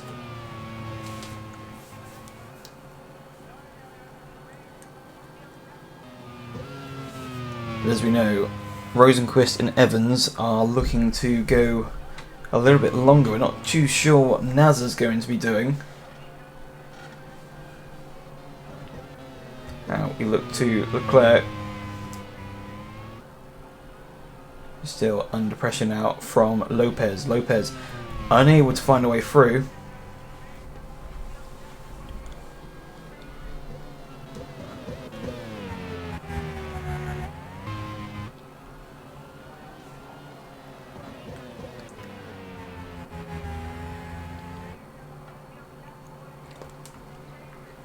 Back across the line once again, so we should expect to see potentially Verone pitting at the end of this lap.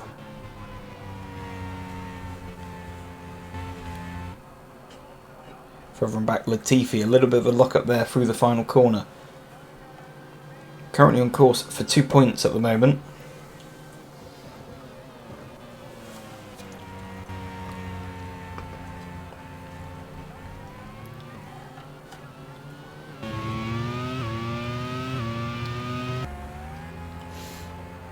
There's Sandy Mitchell still under pressure now as Shannon van der Linde's dropping down the timing screen. So has there been an issue for him? Indeed there has been. Engine has gone for the South African, and he was running fairly well there in 7th position. But out he goes. There's Pato Award, 21st position, and not the best of races for him. And Smirkowski is the first to blink, so Verone is going to go another lap. It looks as though the Polish driver is going for the undercut, providing he can find his way into some clear air.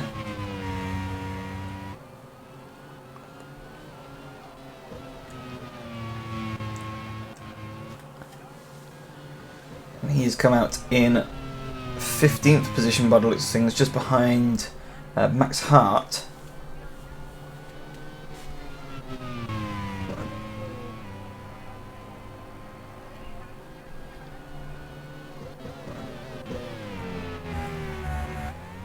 Which is potentially less than ideal. And indeed he is right on Max Hart. We're not quite looking at him at the moment, as Pato Award makes a move there. So who is that he's overtaking? Someone is going slow, and that's Ella Lloyd.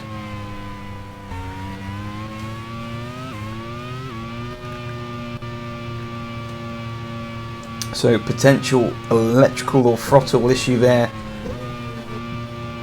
for the Welsh driver. Marcello is gone into pit lane. Verone still continues on, so potentially a bluff here from Team Argentina.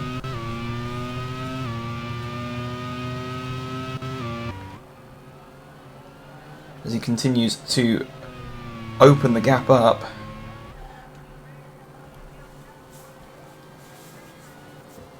Smirkowski attempting the undercut, and in fact he's managed to find his way past Hart and is now into some clean air until he reaches Calvin van der Linde.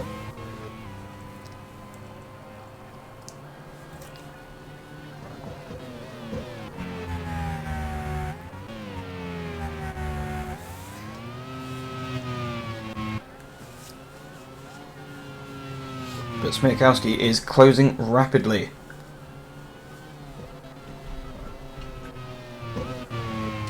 Evans all over the back, and is going to blink early, so he's going to try the undercut on Rosenquist and potentially Verone. As we look further on back, there's Latifi, there is Smiakowski in 13th position. This is the opportunity for the undercut. He's pitted 2 laps earlier. Now, you could just about see there, it looked as though Evans was just exiting pit lane, and I think that was Evans he's just gone past now. Yes, he's completed the undercut on Evans. Now, if he's able to do the undercut on Evans, can he do the same on Verone? He's certainly going to find a way through on Rosenquist. Here's Felipe Nasr going up the Rahal straight.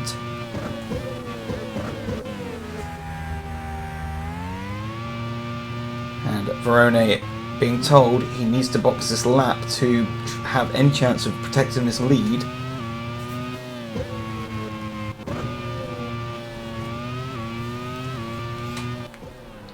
And into the pits comes Verone and Nasr. Rosenquist carries on, so he's going to put himself under threat here of the undercut. And as we know, track position is key on this circuit, although fresher tyres can help early on.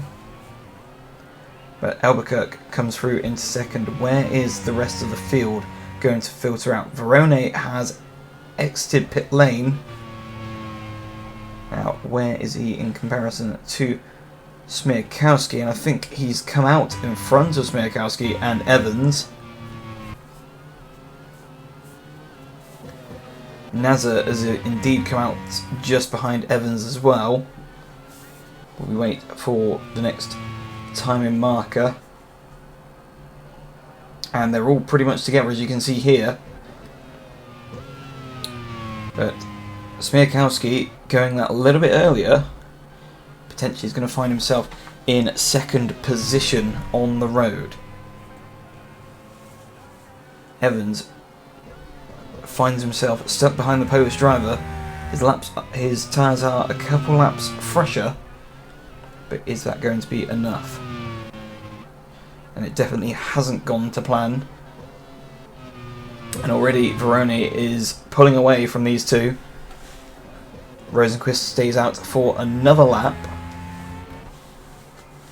So he's going to find himself most likely behind Nasr. He's, as it stands, should be safe from Marcello.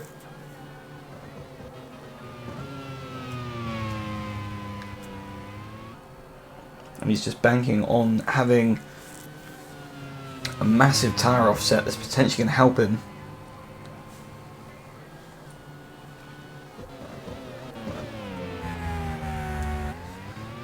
But he must be coming in sometime soon. We're past half race distance at the moment.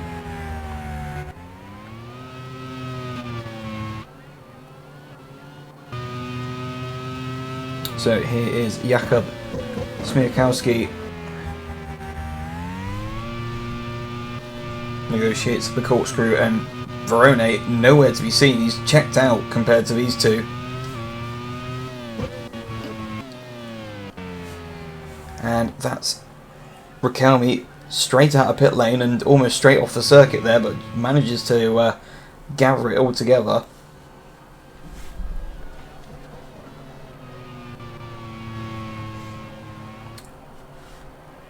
Here is Felix Rosenquist, who continues on his long stint. He's yet to stop, but he's going to be pitting this time round, so this is going to most likely put him behind Felipe Nasr. And he'll come out in 6th position, although Felipe Albuquerque and Lopez are yet to stop as well, so that's going to put him inside the top 5. Here is Felipe Albuquerque. Now, further on back, here we go. You see Smiakowski, and round the outside this time. Evans tries something a little bit different, but still unable to find a way through on the Polish driver as Rosenquist now pits.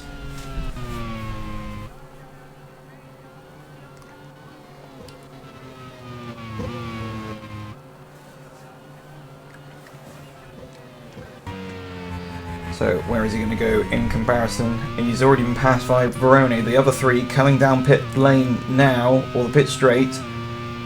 And through they've gone. Naz's gone through. And just out of the pit lane was Rosenquist nearly making contact there, I think, with Naza. Naza had to take some evasive action, but Rosenquist is going to have much fresher tyres than all three of these drivers in front of him.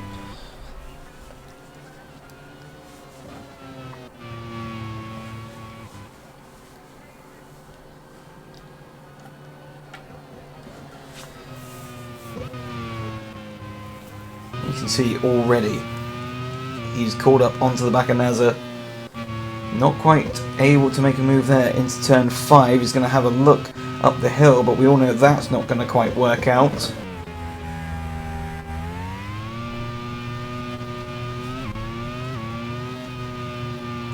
Down the hill they come. Rosenquist, you can see he's just getting closer and closer. Can he have a little dive into the final corner? He's not quite close enough. Now Lopez and Albuquerque have finally pitted. That's now allowed Verone into the lead, and he's got a nearly 4-second advantage over Smirkowski. As down the inside comes Rosenquist.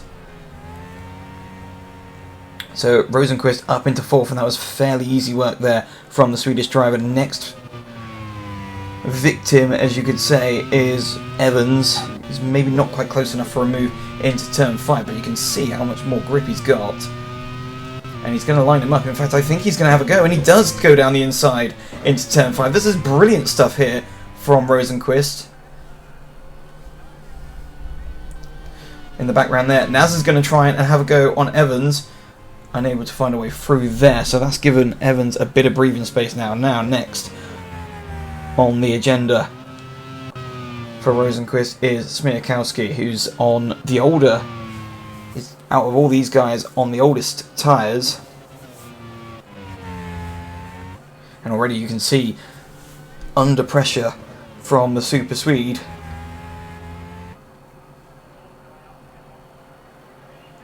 Down the start-finish straight, you can already see he's got a slipstream, but a little bit of a defensive move there from Smirkowski, and Rosenquist unable to get through this time around. But can he keep hold or latch on to the back of the Polish driver and find a way through into turn 5? He's definitely close enough at the moment, and you see as we carry on board, he just builds and builds. He goes a little bit wide there though, just a bit of an aero wash from the car in front, and the move not quite on, but he needs to try and find a way through sometime soon if he wants any opportunity to try and catch and pass Verone.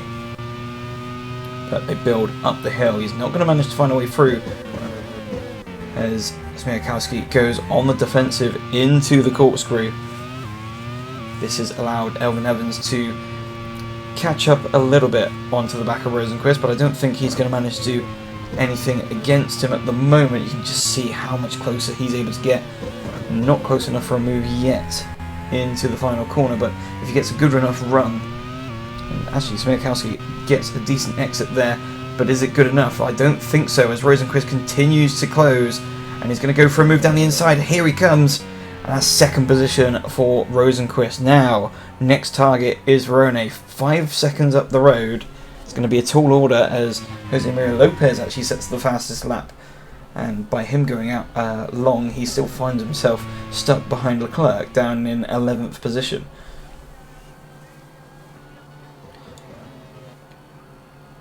So there is your race leader. He's been fairly dominant, but he's already lost quite a bit of time. I don't know if he's made a mistake there, or such is the tyre advantage that Rosenquist has. But the gap was 5.3 seconds. It's now 4 seconds as we come through this intermediate. Here's Smirkowski. He's got Evans all over the back of him now, and Evans has got a few laps fresher tyres than the Polish driver ahead. And actually, you can already see Rosenquist from the rear view angle here as Hart goes up the hill, tries to find a way through on what I think is Ella Lloyd. On board with Calvin van der Linde in 14th position. On for a couple of points is the South African. But here's your race leader, and in the background you can already see 3.8 seconds is the advantage now. Rosenqvist is catching him hand over fist.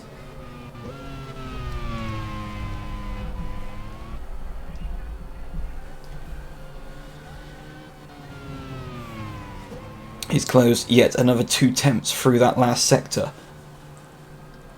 Here is Lopez with the much fresher tyres. He sends it down the inside of Leclerc, and he's been waiting all race to do that, and finally he goes through and up into 10th position.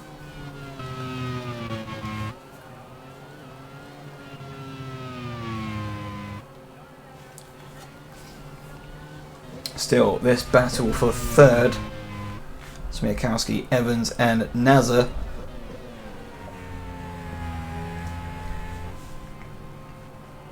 Once again, Hart trying to find a way through on what is actually Sandy Mitchell. I think I accidentally called him Mitch Evans earlier.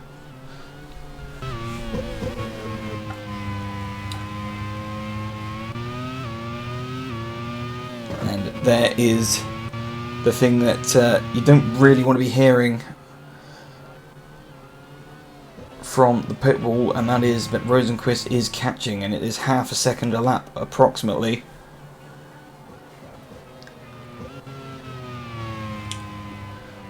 But it is the age-old adage of catching is one thing, passing is another, and will Rosenqvist have the tyres to fight Verone by the time he catches the Argentinian?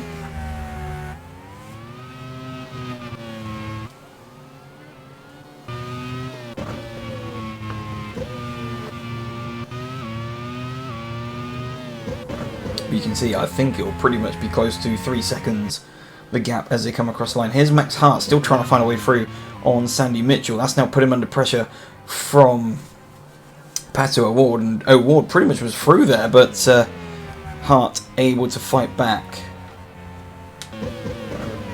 And here's Nazar trying to have a look into turn 2, almost found a way through on Evans just then. I think that's the first time he's had a real sniff of that 4th position, and Evans goes wide there through turn 3.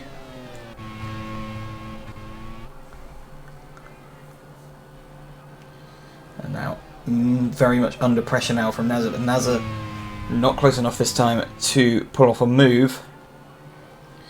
Meanwhile, Felipe Albuquerque's gone through on Marcello for 6th.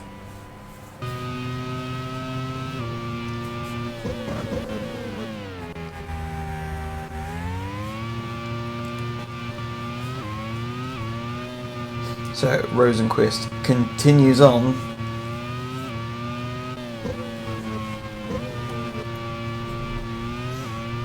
As we ride on board with Smiakowski in 3rd place, and as we cross the line once again, the gap is 2.3 seconds.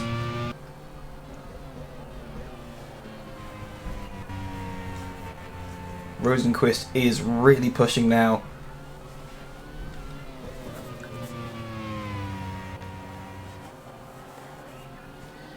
He can now well and truly see his opponent on every straight now. It's not like before where he'd go out of view.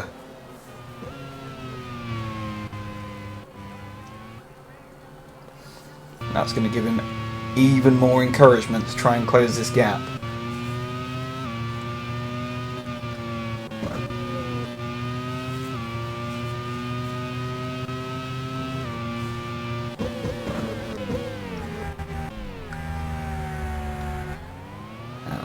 Nazar still trying to find a way through, but one driver who's absolutely scything his way and putting in some fairly decent lap times at the moment is Felipe Albuquerque. I said he passed Marcello. He's absolutely gapped Marcello now, and now he's starting to appear in shot behind Felipe Nazar.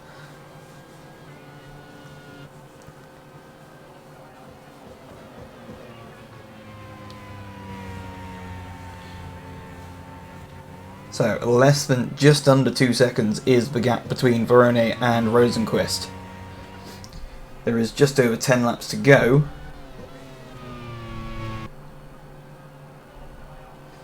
Now, if Rosenqvist can continue on with this pace, whether or not he has the pace advantage to get past on Verone? That's another question, but he definitely seems to be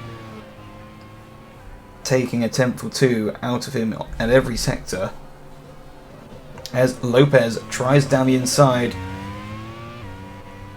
of Da Costa for 9th position. He's got that tyre delta as Paul di Resta goes wide, just about hangs on before going into the gravel there. Still there in P8, and through goes, actually no, I got that all wrong, Lopez is still just behind Da Costa. Sorry,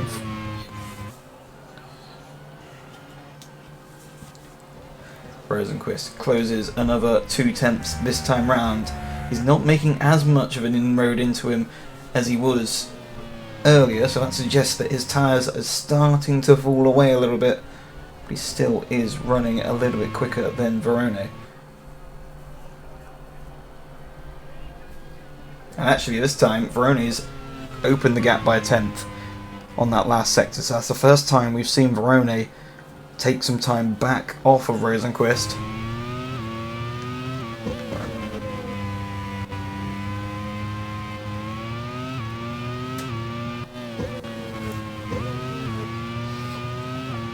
On board with Latifi, P13 for the Canadian driver.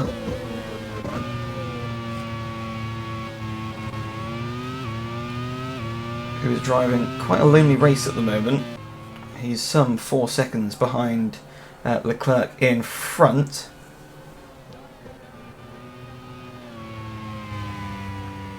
That is Ericsson going through on Sandy Mitchell, so I don't know if Sandy Mitchell's got a bit of an issue there. And across the line at 1.8 seconds it is, so the gap stays the same this time around between Verone and Rosenqvist, so I fear, as we can see there, he's gone for his tyres. But the hope for Rosenqvist is obviously he's still on the younger tyres, so Verone will still hit some form of wall later on into the race, albeit there isn't that much of this race left.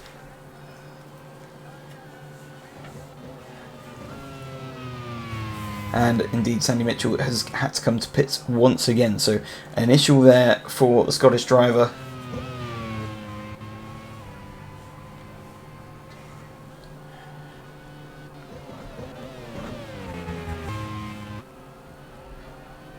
Around we come.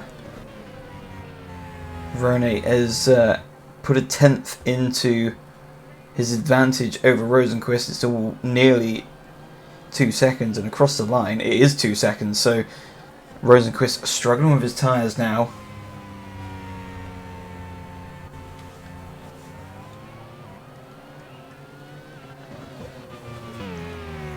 And Ericsson getting it all wrong into the corkscrew there. Just about hangs on.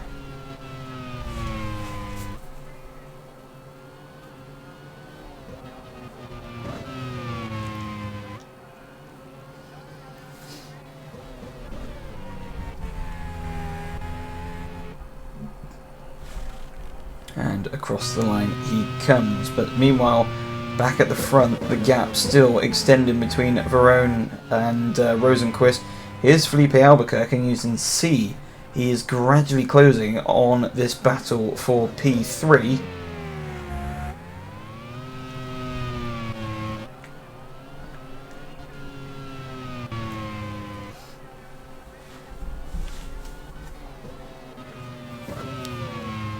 Albuquerque was one of the last drivers to pit. In fact, he was the last. I think it was himself and Lopez who pitted together.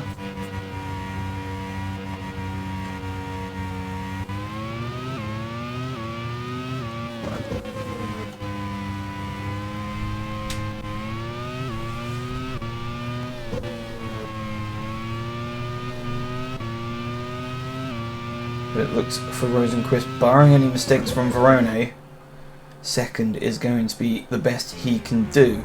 As Max Hart goes off on the final corner into the gravel, that allows Ericsson through. And although Sandy Mitchell had to pit, still finds himself ahead of Ella Lloyd, and Ella Lloyd under threat potentially of being lapped in this race. And this is Latifi slowing, and it's a broken suspension for the Canadian, and that's poor luck there as Sandy Mitchell actually takes the fastest lap of the race. But poor luck there for the Canadian, who was actually on for some points this time round. It's been a rare offering for him so far this season.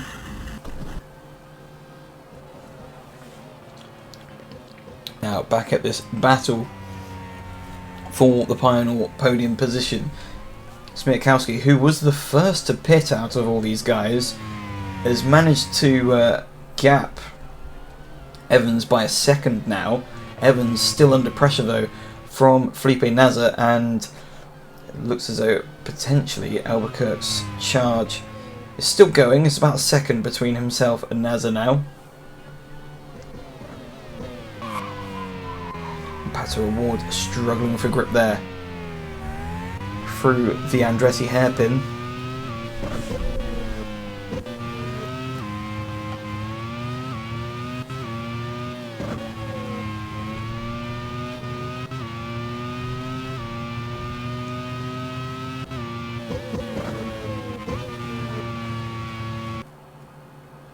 And across the line we come again. The gap continues to open up now. 2.5 seconds between Verone and Rosenqvist. Rosenqvist just has to try and bring it home now.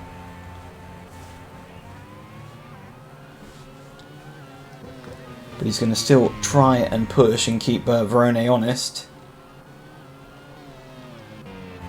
As Ella Lloyd comes through turn 5 and up the hill. Not the best day for Ella Lloyd.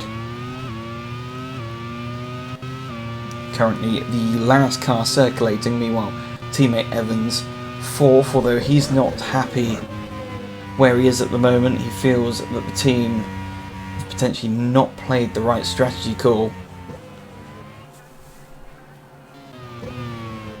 But here is Antonio Felix da Costa, who has still got Lopez for company, and Lopez, even with that tyre advantage, unable to find a way through on da Costa.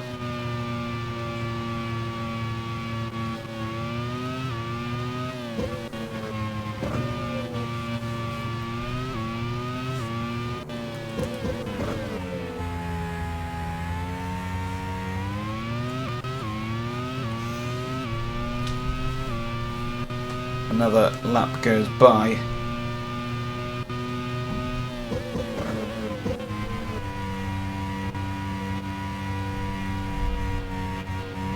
Four laps remain.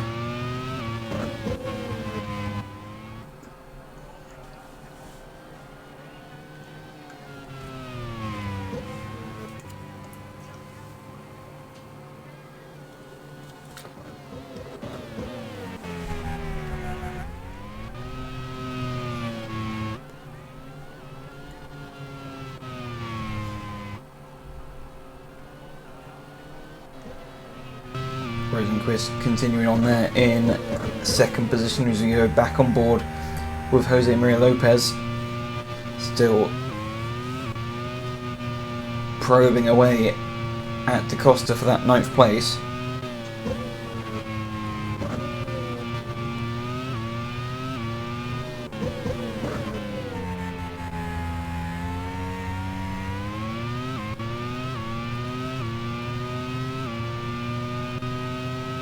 It just seems, you can see that Team Portugal car's just got so much more traction and more power along the straight, and that's where Lopez is struggling, because both overtaking opportunities come after a high speed section.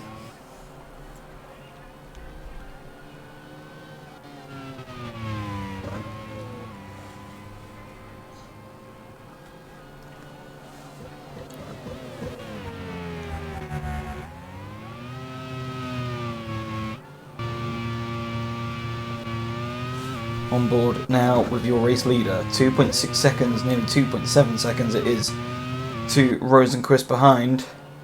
Belinsky, who's driven very well in this second part of the race. As I said earlier, 2 laps remain.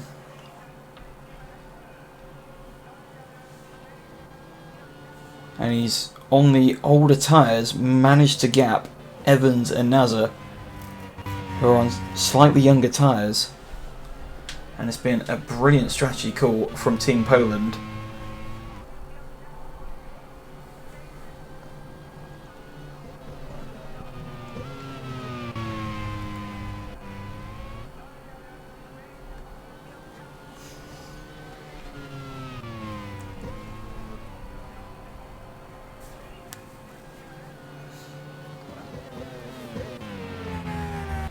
But compared to the sprint race,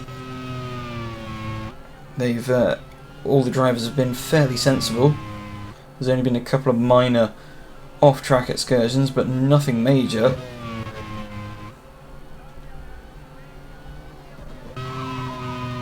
As I say that, Raffaele Marcello tries to prove me wrong, but his car still stays on the tarmac.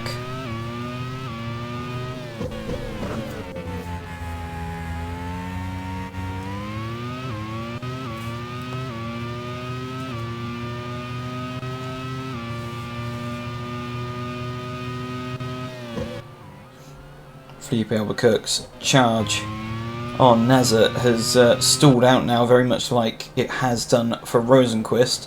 But still, Nasr keeping Evans very honest.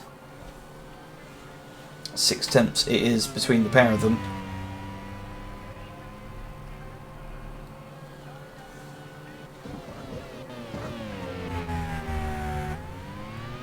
Smiakowski with a 1.4 second advantage to Evans, so on this final lap, as we only have a couple of corners left to go, around the final corner, it's going to be a win for Argentina and a win for Nico Verone as he crosses the line and wins here in Laguna Seca. Rosenqvist comes through second, and Smiakowski with a brilliant P3 there. So the rest of the field comes through. Another good outing there from Di Resta, who finishes 8th. Lopez wasn't managed to find a way through on Da Costa, so he will finish P10. And we wait for the rest of the field to find their way round.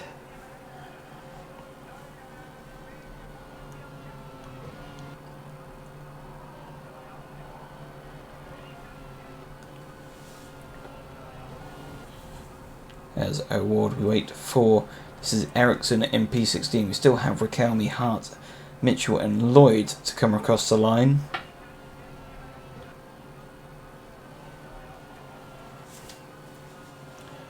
So there's Mitchell, and the last car across the line will be Ella Lloyd in P20.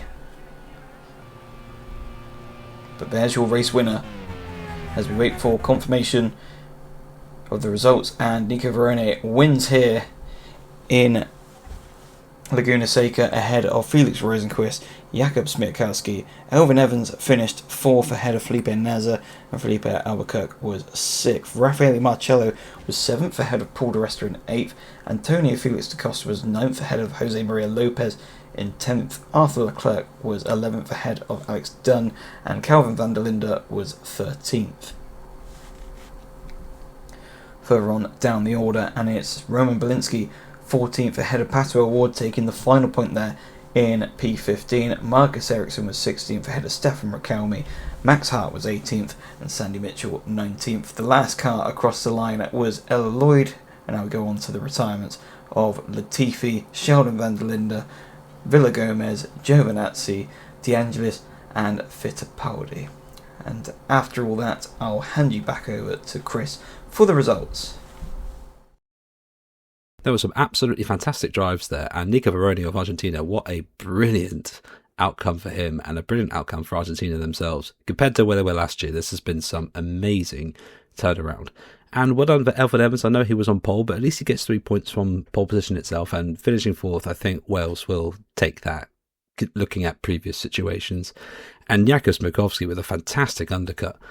Absolutely brilliant. And we can see now what this means to the standings. And Felix Rosenqvist and Felipe Nasr are now locked on 94 points after this round. How amazing. And then Roman De Angelis now only 7 points back. He loses the title lead, but he's still very, very close, as is Jose Maria Lopez of Argentina. Pato Award in 5th with only 21 points back. It's strung out just that little bit now. But, you know, drivers are getting up there. Look at Elfyn Evans. He's now at 62 points. I think Johan Gehr would absolutely enjoy that. Of course, there are some drivers that wish they had better results. The Island cars, for example, and again, Antonio Fiascosta has just been quite unlucky this weekend, I think. And Marcus Ericsson is not quite helping his teammate. Maybe his seat is in turmoil, or maybe not turmoil, but in question. But we can see what the nations looks like. Argentina are now in front on 124, 3 ahead of Sweden on 121. And Canada and Brazil are both locked on 111, just 13 points behind Argentina. That is just absolutely astounding. Mexico are in 7th. They'll be a little bit disappointed, but the next race will be at Mexico, so they will have no BOP for their home race. No pressure there. And we can see also that Scotland getting some performance there. Ireland is sort of being detached from this now. They need something at the next round. But now we can look forward to the Division 1 feature race. And, well, Alex Palou of Spain is on pole. Only 2 thousandths to France's Kevin Estre. How amazing. Nick de Vries is only 200ths back for the Netherlands in 3rd. Carl Kirkwood for his home race in 4th. Pascal Wehrlein for Germany in 5th, with Sebastian Buemi in 6th. Philip Hansen now in 7th place with Louis Delatraz alongside him in 8th. Jake Dennis in 9th with Yuki Tsunoda in 10th. Shane Van Gisbergen in 11th with Daniel Yokodair in 12th. Robin Brines 13th. Sandy Stewart 14th. Kevin Magnussen 15th. Kamika Kobayashi in 16th. Rene Rast in 17th. With Hugo Ogochukwu in 18th for his home race to see if he can climb up the order. Scott Dixon for New Zealand in 19th. Will Bauer 20th. Stoffel Van Dorn 21st. Chas Mostert 22nd. Simon Pagenaud 23rd. Christian Ongard 24th. Charles in 5th, with Enzo Tarnvinichkul in 26th. And for the final race of the day, back to Ryan Ferris.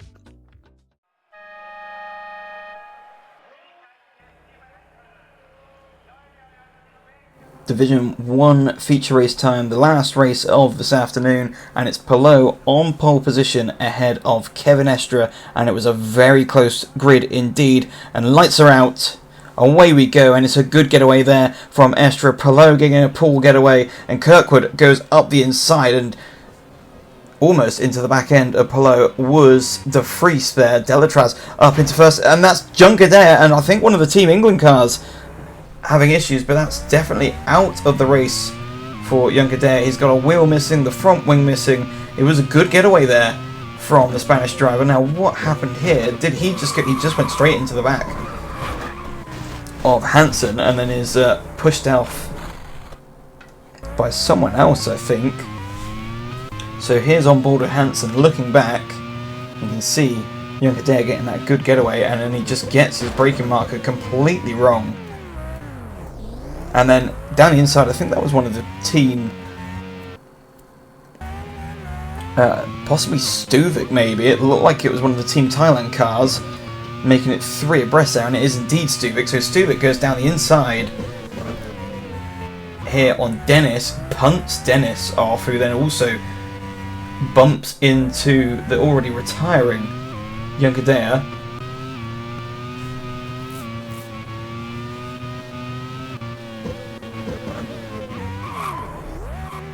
And in fact, that's actually what caused Junker-Dare to lose his rear wing. So I wonder whether or not the stewards might be having a bit of a look into that. But out at the front, it's Kevin Estre from Kirkwood, and the stewards are calling no further action on that incident.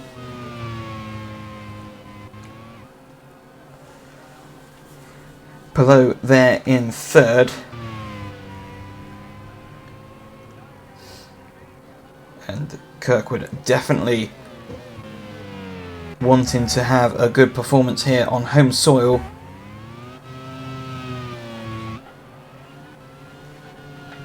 America already out of one World Cup, but this is another cup, or Nations Cup,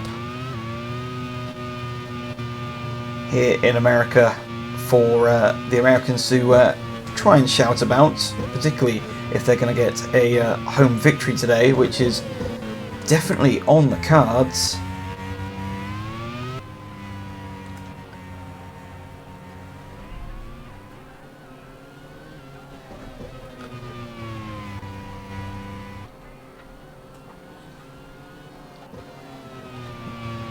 We've already had Argentina win today, and let's just hope for some of the viewers here that that's not a bad omen for what's to come on Wednesday. And already Estra losing his engine, so this is going to allow Kirkwood for war. Kirkwood tried to have a go, and that's allowed Palou to pull up alongside, but Estra's engine already going after one lap completed. This is, well, French reliability at its best, really. But in doing so, that's actually holding up the field. And Kirkwood goes through into the leaders, to the joy of the American crowd here. The rest of the field swarms on through, and that's sort of bunched everyone up, really. That's allowed Delatraz to catch a little bit onto the back end of De Vries. René Rast sets the fastest lap of the race, down in 12th position.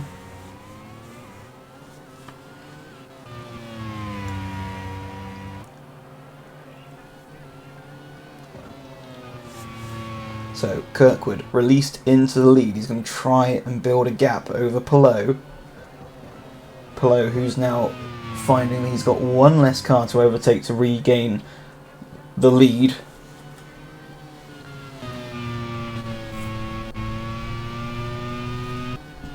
Now on board as Philip Hansen goes a little bit wide there.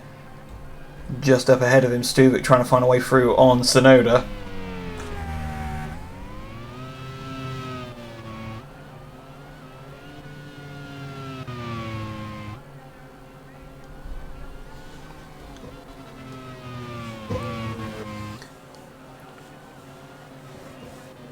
So, confirmation there of the engine failure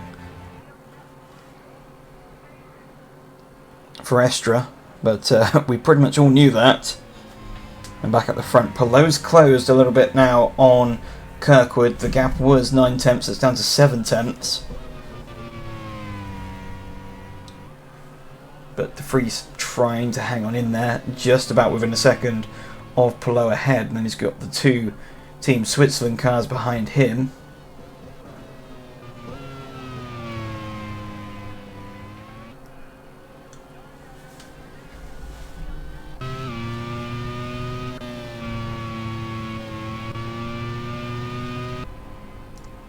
So Delatraz under pressure now from Buemi. Buemi, who is fired up from that win earlier on. He thinks he's being held up by his teammate as Robin Fries goes off into the corkscrew. Pirouettes it around and has managed to recover it, has he? But due to the fact that we're so early into this race, a lot of the field very, very close, which has put him down to the back end of the field. Now Magnussen somewhere has had a bit of an incident that we must have not seen, because he is quite a way off the back of the field.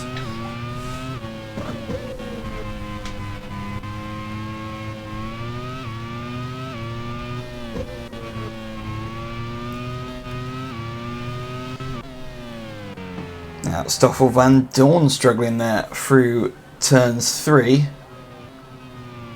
That's going to allow Kamui Kobayashi and Scott Dixon to close up, but Dixon harassing Kobayashi.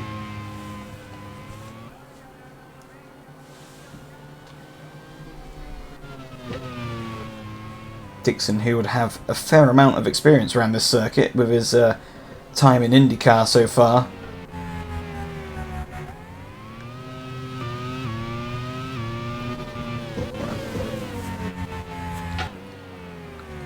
De Vries locking up into the final corner. That's going to allow Delatraz onto the back of him now. Can Delatraz make a move into the first corner? He's lining it up for him, but he just pulls out a little bit too early there.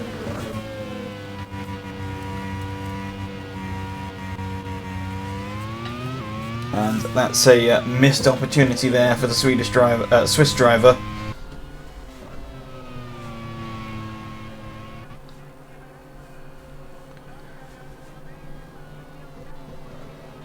But Palou continues to keep Kirkwood honest, pretty much trading lap times off of each other. The gap's still staying at around 0.8 of a second.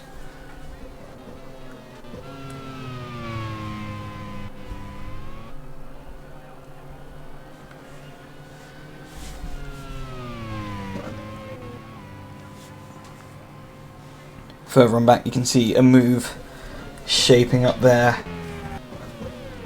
And Pagenaud trying to find a way through on what looks to be power.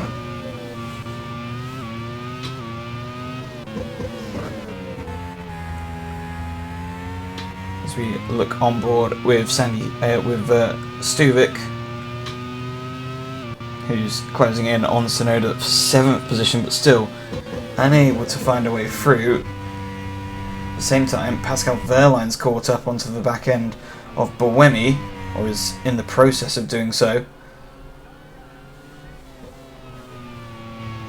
But Robin Freins holds on to that 3rd position.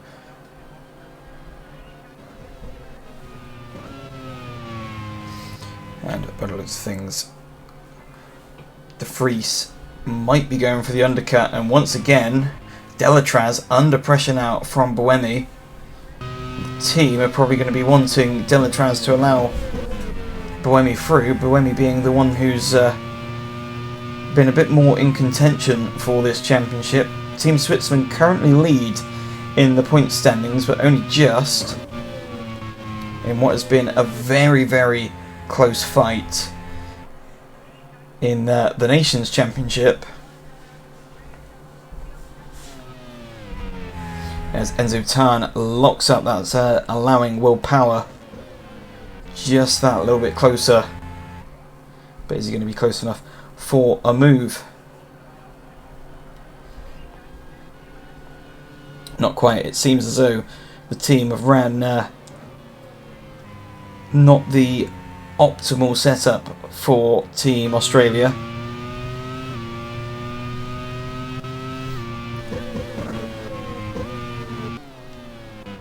And team manager Ed Hunter was definitely somewhat disappointed by the qualifying results, which obviously gave him the impression that he hadn't quite gone for the right setup, but Team Australia have been quite competitive at times this season.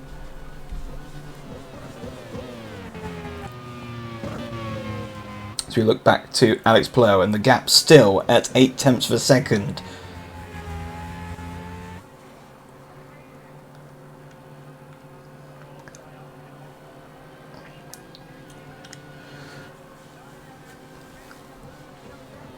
He closes down still across the line. 0.8 of a second separates Kirkwood and Palou. These two continuing to trade lap times, trade jabs pretty much in this race.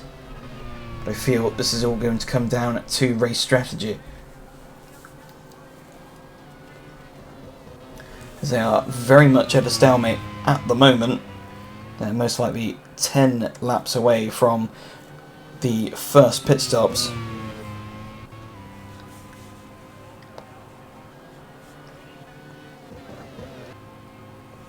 As Buemi once again tries to find a way through on teammate Delatraz, and Delatraz just chops across the front end of his teammate, and Buemi's not going to be happy, but at the same time the two Team England cars collide, and as we saw nearly the two Switzerland cars colliding, the two Team England cars just go one better. Hansen definitely not going to be impressed by his teammate Dennis behind, but Dennis feels that Hansen probably broke a little bit too early there into this corkscrew.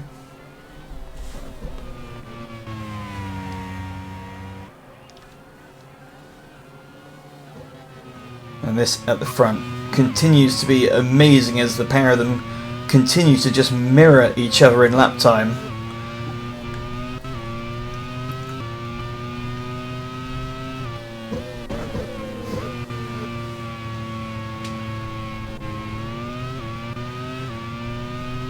Sonoda being G'd on by the team. 7th position at the moment it is, and he's hanging on in there ahead of Stuvik quite well. Stuvik unable to find any way through. If you look further back, Power unable to find a way through on Enzo Tan, but down the inside comes Pagano. But Power thinks better of it. Further back here is Christian Lundgaard, who's not been having the most ideal of weekends.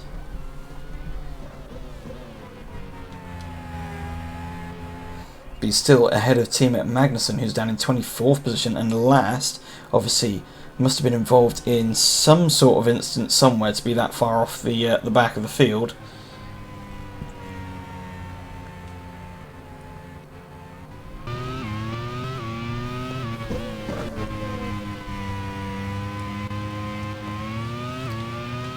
But on board with Ugo Chugwu for 20th position behind Chaz Mostert. And another one of the struggling cars is once again Hansen finds his mirrors full of Dennis.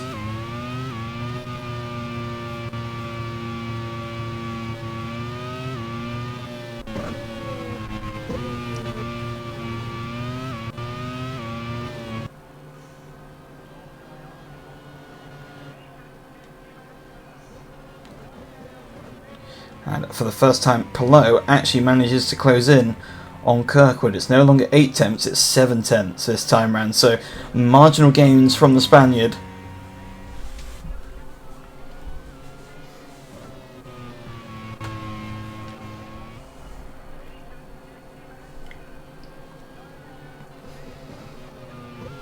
But is continuing to stay just within that. Further on back, De Vries, who's unable to live with the pace of these two up front, but has got a healthy advantage over Delatraz and Buemi, who are still continuing to scrap away there for 4th and 5th.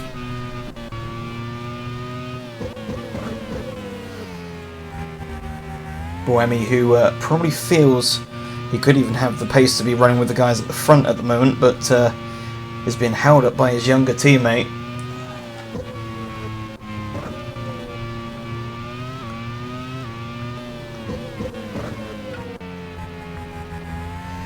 So across the line they come to complete 12 laps of the 43. And we're not too far away from the opening of the pit window.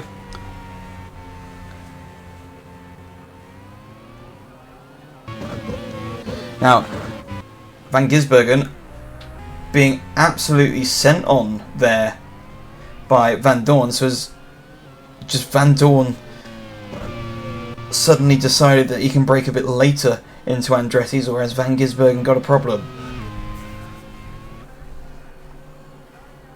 As already Van Gisbergen under pressure from Kobayashi behind.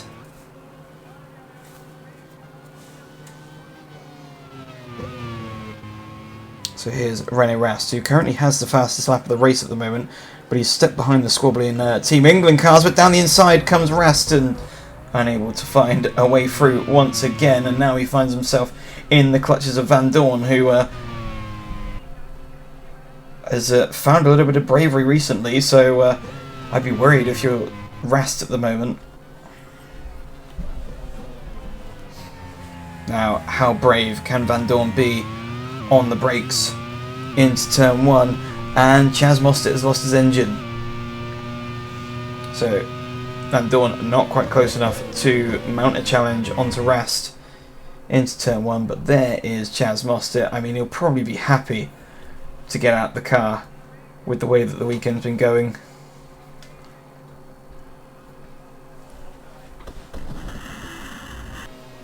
And he's craned away, and Delatraz is retiring.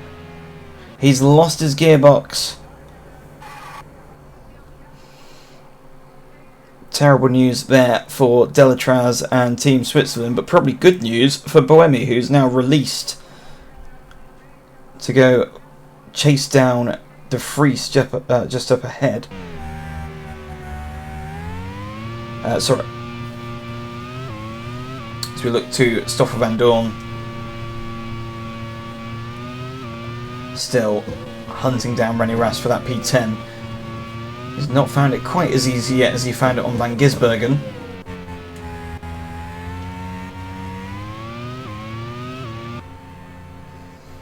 But back at the front, Alex Palou, they're still continuing to mirror their lap times. 7 tenths it's staying for the last couple of laps.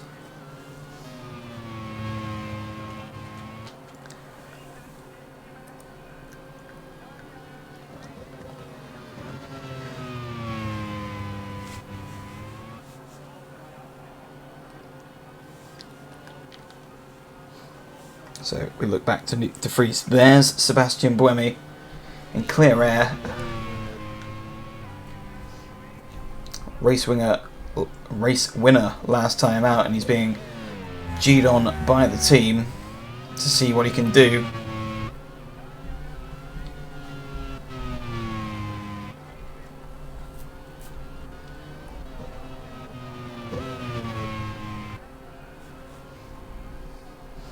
Further on back, here is Robin Freins, and he's in a battle for P20 against Charles Weerts.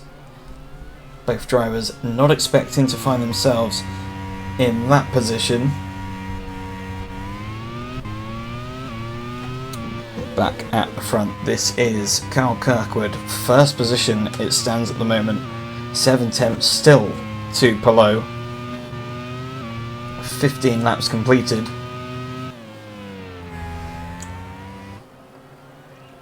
And here's Jake Dennis, P9 at the moment.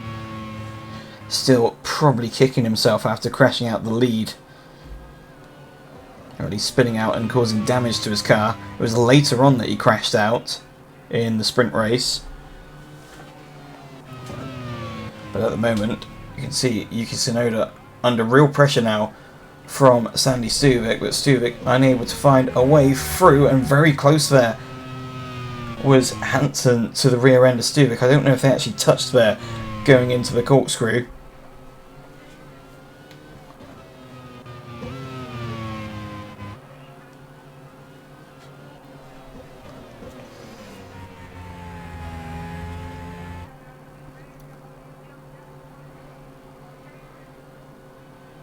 So over the line they come once again.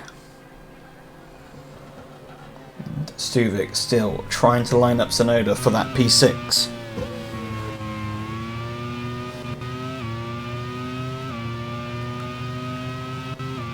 The gap has actually come down quite a bit now between Palou, and I say quite a bit, it's only 2 tenths, but the way this race has been going on, that is quite a considerable chunk taken out of the lead of Kirkwood.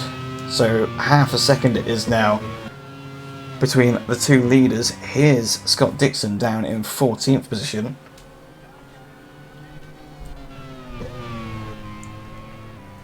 And he is catching up to Kobayashi, who is now all over the back end of Van Gisbergen. So Van Gisbergen struggling for pace now in this second part of this first stint. And Sandy Stuvik with an issue of the car. He's having to retire, and disappointing result there for the Thai driver, who was doing well to pressure Tsunoda in P6.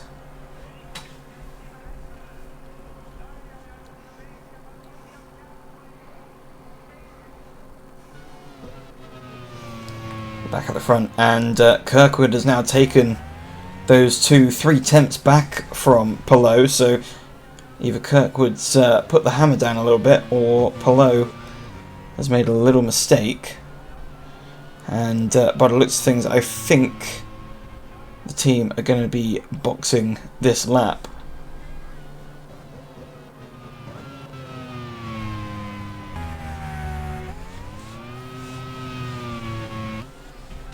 Nick de Vries is also looking to be pitting this lap, and he was getting closed in there by Buemi. In fact, Buemi's actually been running faster than our leaders.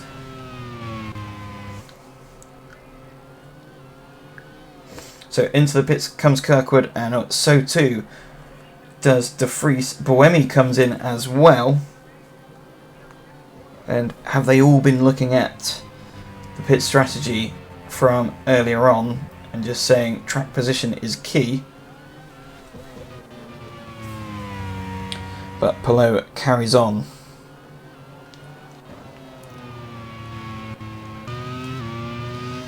Here's Enzo Tarn, who's just managed to come out in front of Carl Kirkwood. So Kirkwood down to 7th after the pits. He's got to try and find a way through on Enzo Tarn, although on fresh tyres he's most likely going to try and find a way through into turn 5, and indeed he jinks out to the inside, and that's going to be easy pickings there, just about, for Carl Kirkwood. Now, Kirkwood now has fairly clear air in front of him. It's quite a while until the next car of Dixon appears. And is that an issue there for Will Power? Or is it Power trying to go through on Tarn? But either way, a headache about to happen for Nick de Vries, who finds himself at the end of this train of cars.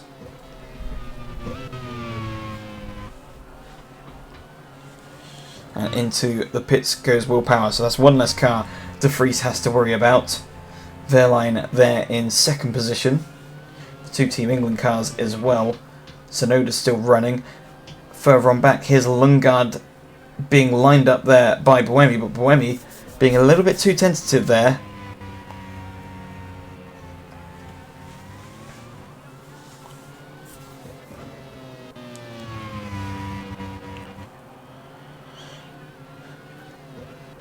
Now Buemi going to be lining up for a move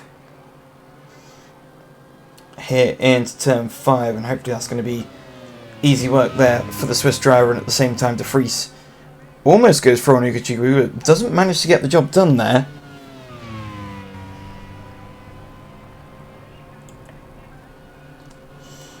Whilst all this is going on, Palou still continues to lead and crosses the line once again.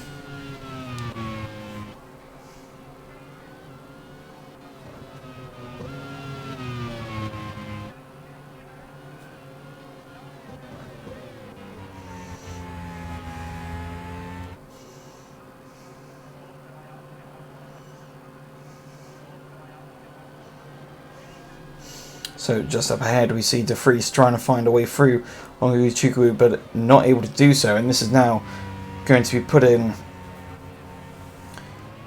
de Vries under some pressure from Buemi from behind. Jake Dennis has pitted and come out and set the fastest lap of the race. Palou still leading.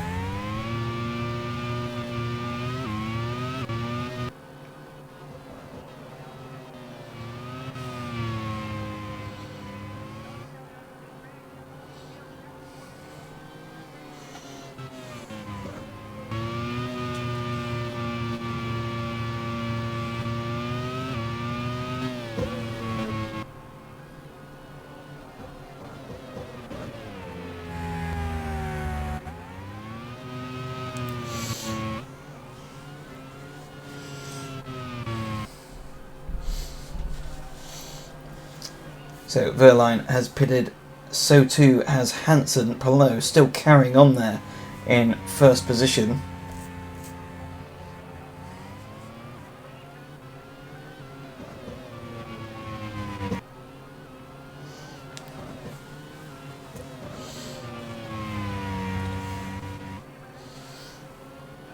But here is Kirkwood, who's managed to make his way up into, or stayed out in 4th. He's still got Dixon in front of him, and that lovely clear air he's had has really helped his chances in this race. The likes of de Vries and Buemi still stuck behind Tarn, Pagenaud and Ugo Chukwu.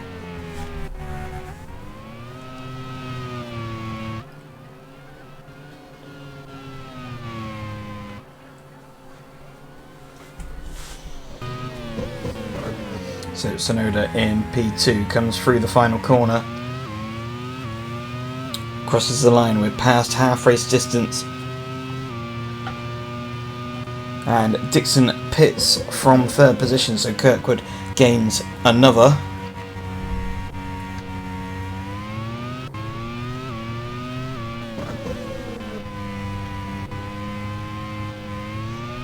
And De Vries on those fresh tyres, still unable to find a way through on Ugochukwu.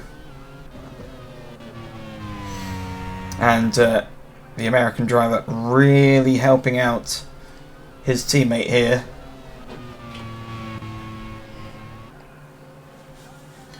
As now we have De Vries and Buemi all together. De Vries is unable to get through, as Pagano has a little bit of a look there on Tarn, but that's a completely wrong place to do so, and so now he finds himself in the position as De Vries thinks about a move into the corkscrew, but thinks better of it. He's definitely starting to feel the heat now from Buemi behind.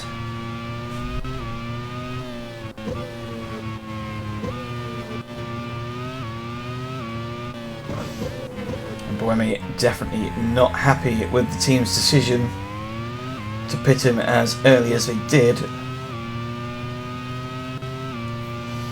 It may have worked for Belinsky in the first race, but the field spread in Division 1 is just that little bit smaller compared to Division 2, so works out as a bit more of a headache for the likes of De Vries and Buemi. Tarn, Pagano and Ugochukwu still continue on, yet to stop, and Lundgaard, who I think has just came out of pit lane there, I thought he was just coming out to retire, but still seems to be continuing on. So we look to Philip Hansen, who's behind Charles Wirtz there in 11th position. De Vries still not found a way through on Ugochukwu. De Vries hasn't been particularly vocal yet. We've seen most of the anger and frustration as Sonoda pits from P2. It's been coming from Buemi, and whilst all this has been going on, Pascal Wehrlein is creeping in the background.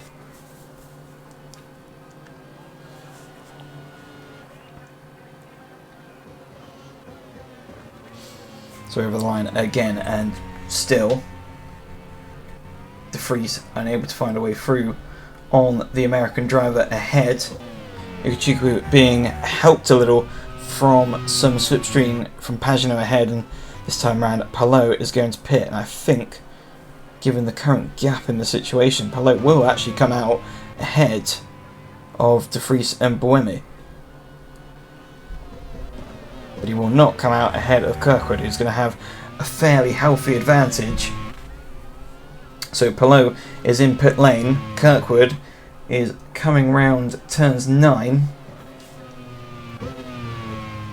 through the second to last corner and the final corner to go. It's going to be very close, and actually Palou's going to find himself in a very good position. Palou you could just about see leaving his pit box there, so there's going to be a bit of work for the Spaniard. He's just leaving pit lane now.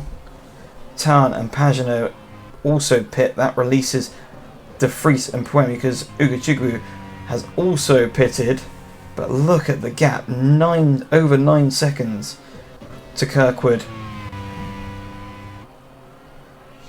And there is Palou on much fresher tyres than Kirkwood,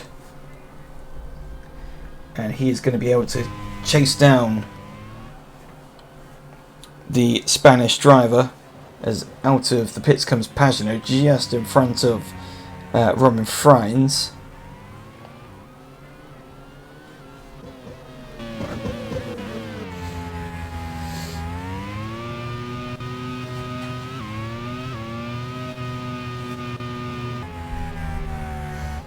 But here is Buemi, and he's now under pressure from Wehrlein. He's definitely not going to be happy about this situation.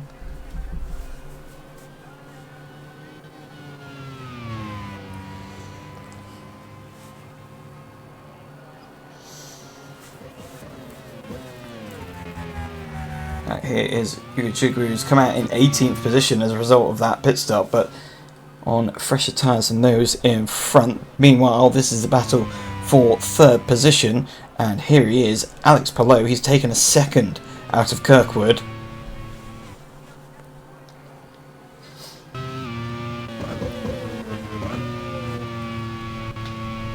And up the hill they come. It's down to half a second. He's taking lumps out of the advantage of Kirkwood.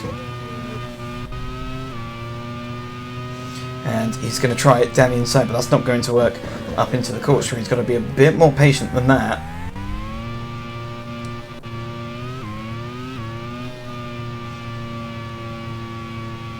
But you can just see Palou has got acres of space, and he's going to try down the inside into turn 10. I haven't seen anyone try that yet all weekend, but Palou, with such the tyre advantage he has over Kirkwood, thought, you know what, I'll give it a go, but it didn't work out this time. But I feel there's going to be a move now coming down into turn 1. Palou's close enough for it, but not quite close enough. Kirkwood getting it, the exit he needed out of the final corner.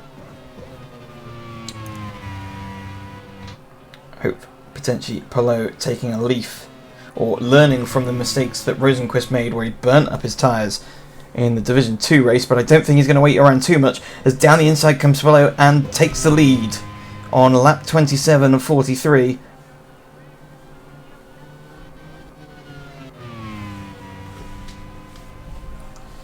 And he is rocketing away from the American driver.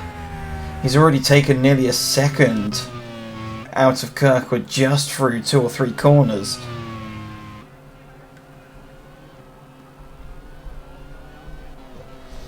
Kirkwood, who's on much older tyres, just can't respond.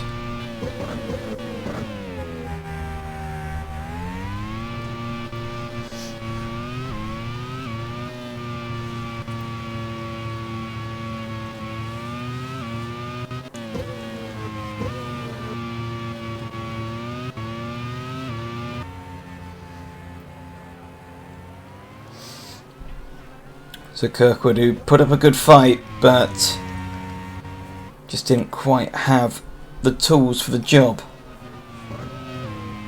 in that situation, and it is waving bye-bye to Palou as he disappears up the road. 2.3 seconds already.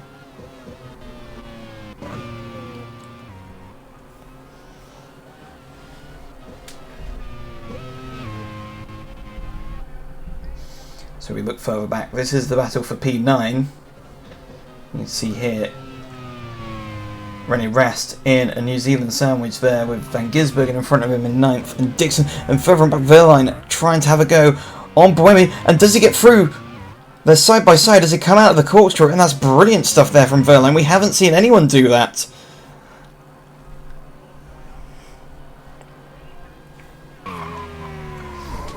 Meanwhile, Enzo Tarn getting it all wrong. So we're going from one extreme to the other.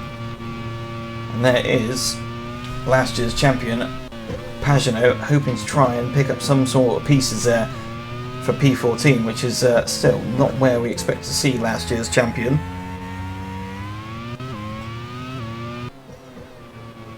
So now Verline has found a way through on Buemi. He's now going to set about trying to catch De Vries. Buemi must be absolutely fuming. He's always been the passionate kind.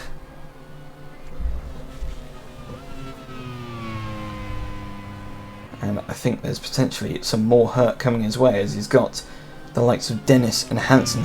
Dennis with the fastest lap of the race at the moment.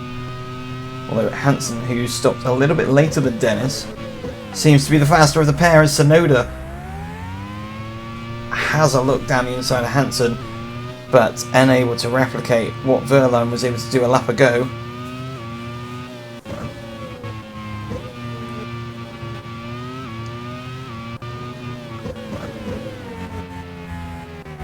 And Hansen locks up into the final corner. That's going to give a sniff there to Sonoda. Sonoda's closing in, and he's close enough, but he's pulled out a bit too soon there. He's not going to find a way through this time around.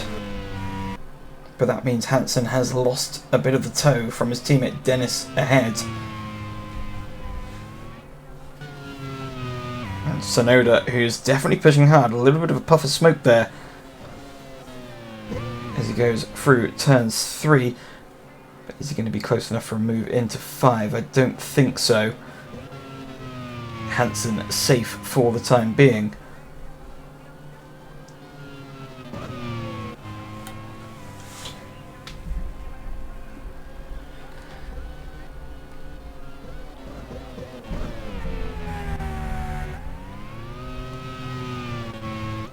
and Hansen is definitely pushing. Hansen, the quicker of the two English drivers it was until he made that mistake. But he's definitely feeling the pressure from Tsunoda.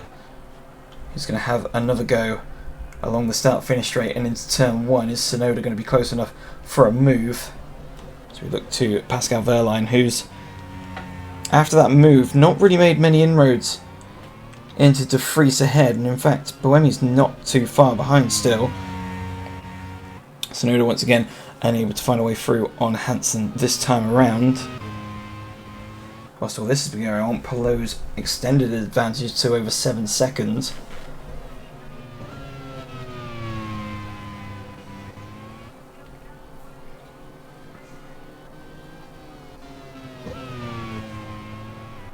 And Buemi definitely close here. Is he going to have a move? He was hoping to try and give Wehrlein a taste of his own medicine, but Wehrlein, after knowing he could do it himself, was wise to it.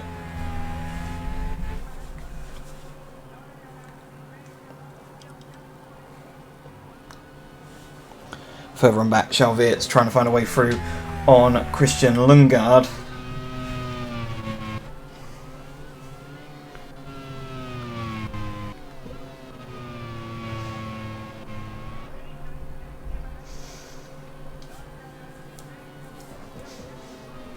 This is Alex Palou, who's changed his strategy really. We saw the undercut work in the favour of Smiakowski in the first race, but that hasn't worked in this race. And by Palou going that much longer into the race over Kirkwood, he's just had that much of a tyre offset to catch and pass the American. Nick De Vries fairly comfortable there in third position. As up the hill, Rennie Rast runs side by side with Scott Dixon. And the engine's gone for Buemi, so a double retirement for Team Switzerland. It was looking very positive after the sprint race win and the early pace from the team, but reliability takes its toll on Team Switzerland. That will promote Jake Dennis up into 5th position, and Buemi pulls off.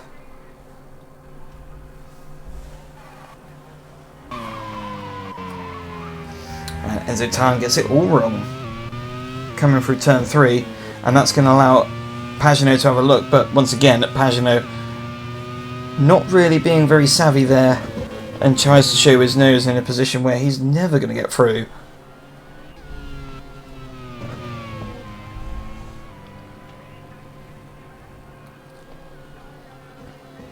Palou with nearly a 10-second advantage over Kirkwood now.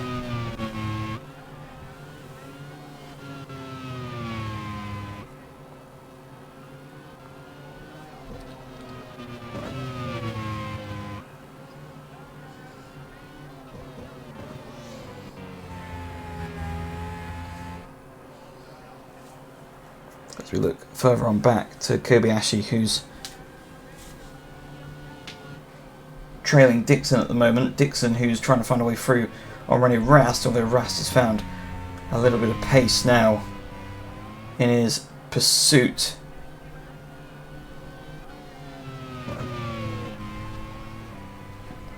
Kirkwood pretty much dumbfounded by the pace of Palou.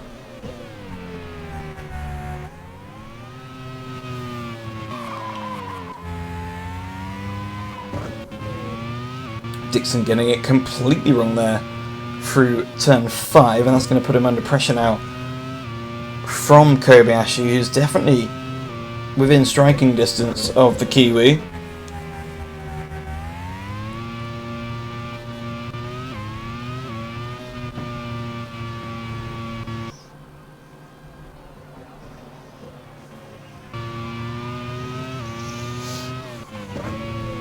So on board with Simon Pagenaud, you got Ugo Chiglu behind in P15 taking that final point to pay in position.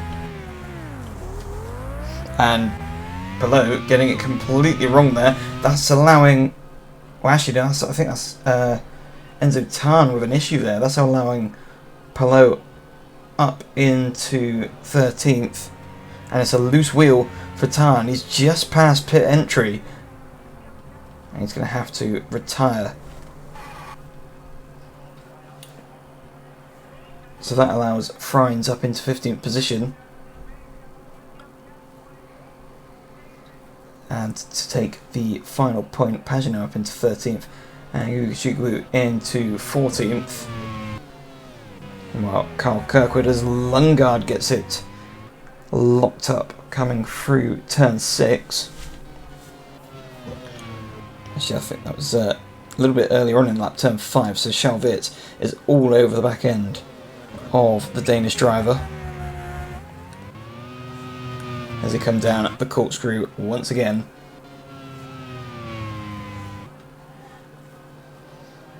But there is Palou. Dominant performance and unreal pace after the pit stop. I can already hear some team managers screaming illegal turbo, but I'm pretty sure Team Spain and a lot of the paddock already know that Palou is a fairly talented driver.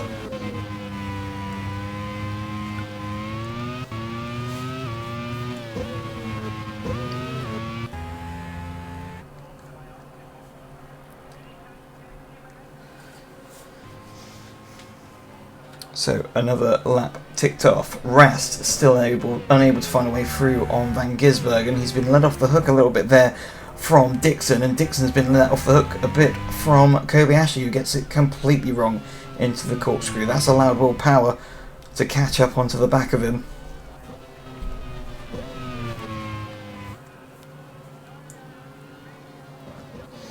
So down into the final corner, Power not close enough for a move onto Kobayashi, but a good getaway out of the final corner could see him make a move into the first corner.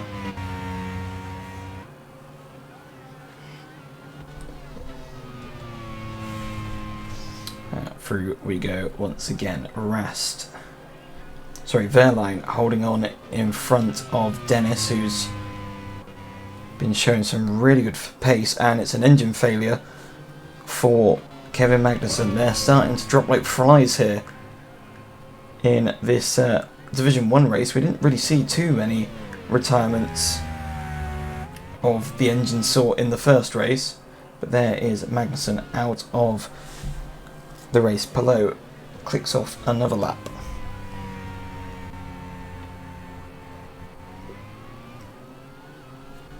And Chalvit now has an engine failure.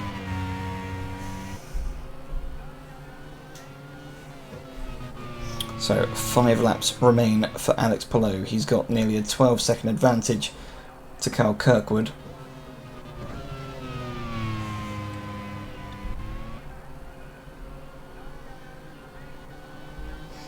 Kirkwood, who was at one point being caught by De Vries. That attack has stalled out from the Dutchman. And Palou locks up there into the corkscrew, but luckily for him,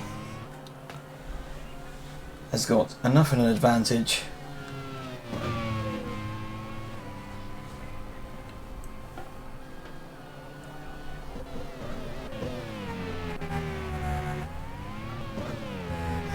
Dennis still trying to find a way through on Wehrlein. And it's a gearbox issue for René Rast, so Rast out of P10.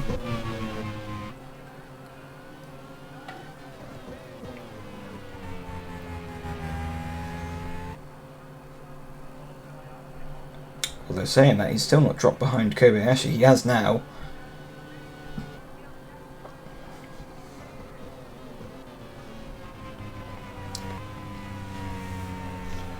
So disappointing there for Rast, who's actually, I don't think it was actually a gearbox issue. He's managed to make it back to pit lane.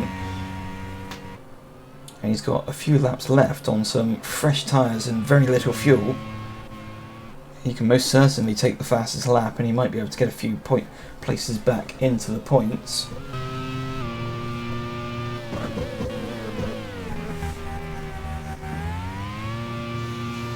On board with Kirkwood, who's comfortably there in P2, and we look back for Wehrlein, who's still soaking up the pressure from the two Team England cars behind him. And there goes Rast. So Rast straight out of pit lane and straight into the barriers.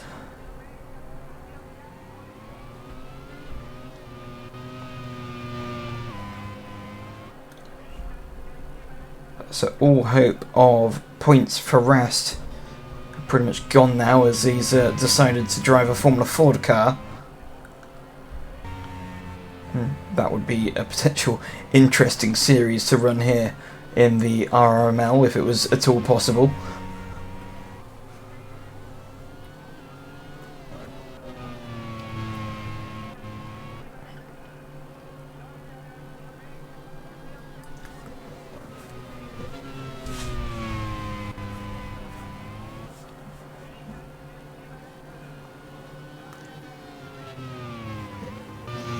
So further back you can see Wehrlein with Dennis pretty much stuck to the back of him. Dennis trying to go for a move into the corkscrew, but once again still unable to find a way through.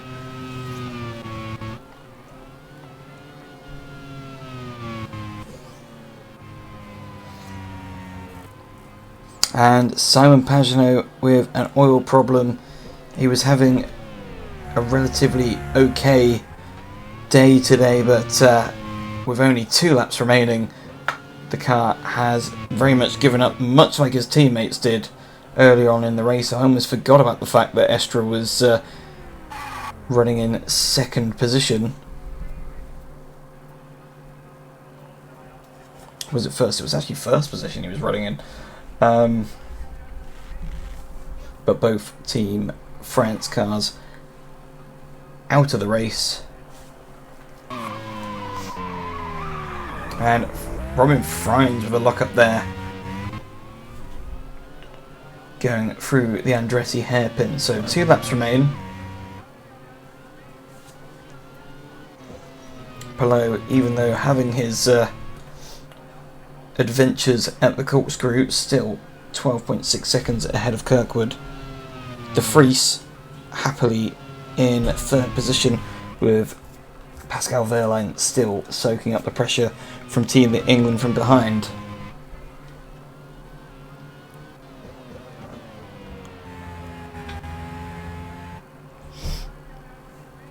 Now it looks as though, has Dennis got a run? It just seems as though that Team Germany car is just able to launch its way out of the corner just that little bit better than the Team England car, but we are on the final lap of the race.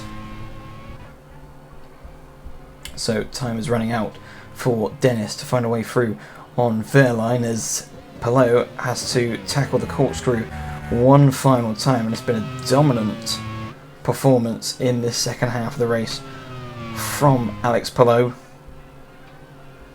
He hasn't necessarily had the best of luck so far this season, but it seems all his luck has come this way today here at Laguna Seca. Alex Palou rounds the final corner and will cross the line to win here at Laguna Seca for the Division 1 feature race. We just wait for Kirkwood, who's finally rounding that final turn. There's that much of a gap.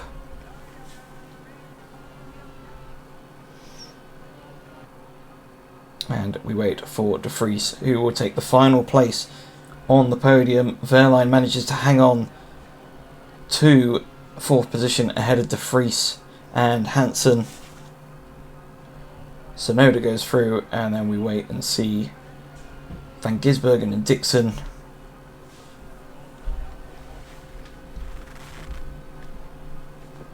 René Rast did indeed manage to take the fastest lap of the race on that final flying lap.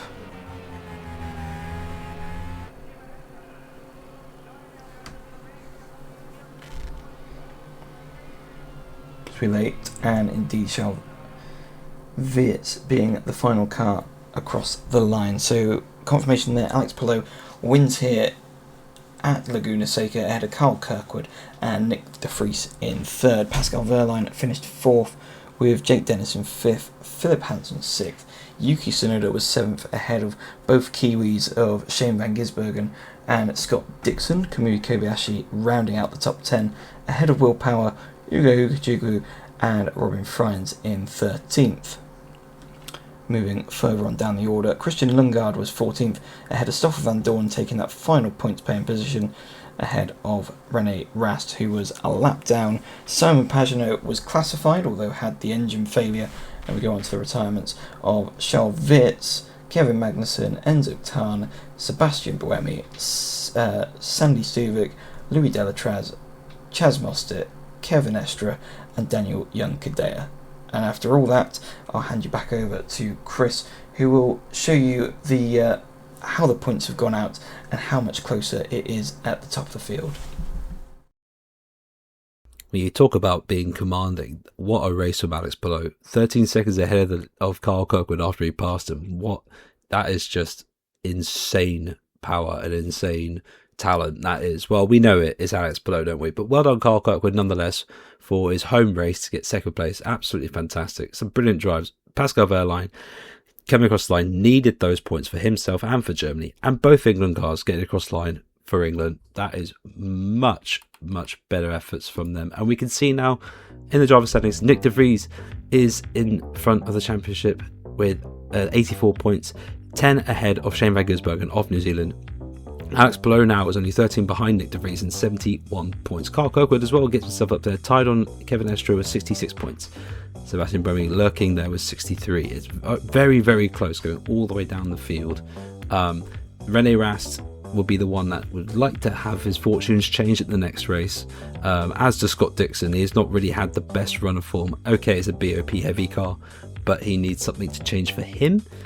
And looking at the nation standings, Spain and New Zealand are both on 116 points, and Netherlands is just 1 point behind on 115.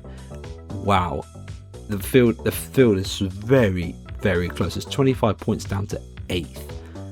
How remarkable. Japan, they're on 91. The max that a team can make is over 70 points. I believe it's 72 points if they get a 1-2 in both sprints and features, pole and fastest lap in both. So anything can happen on this grid.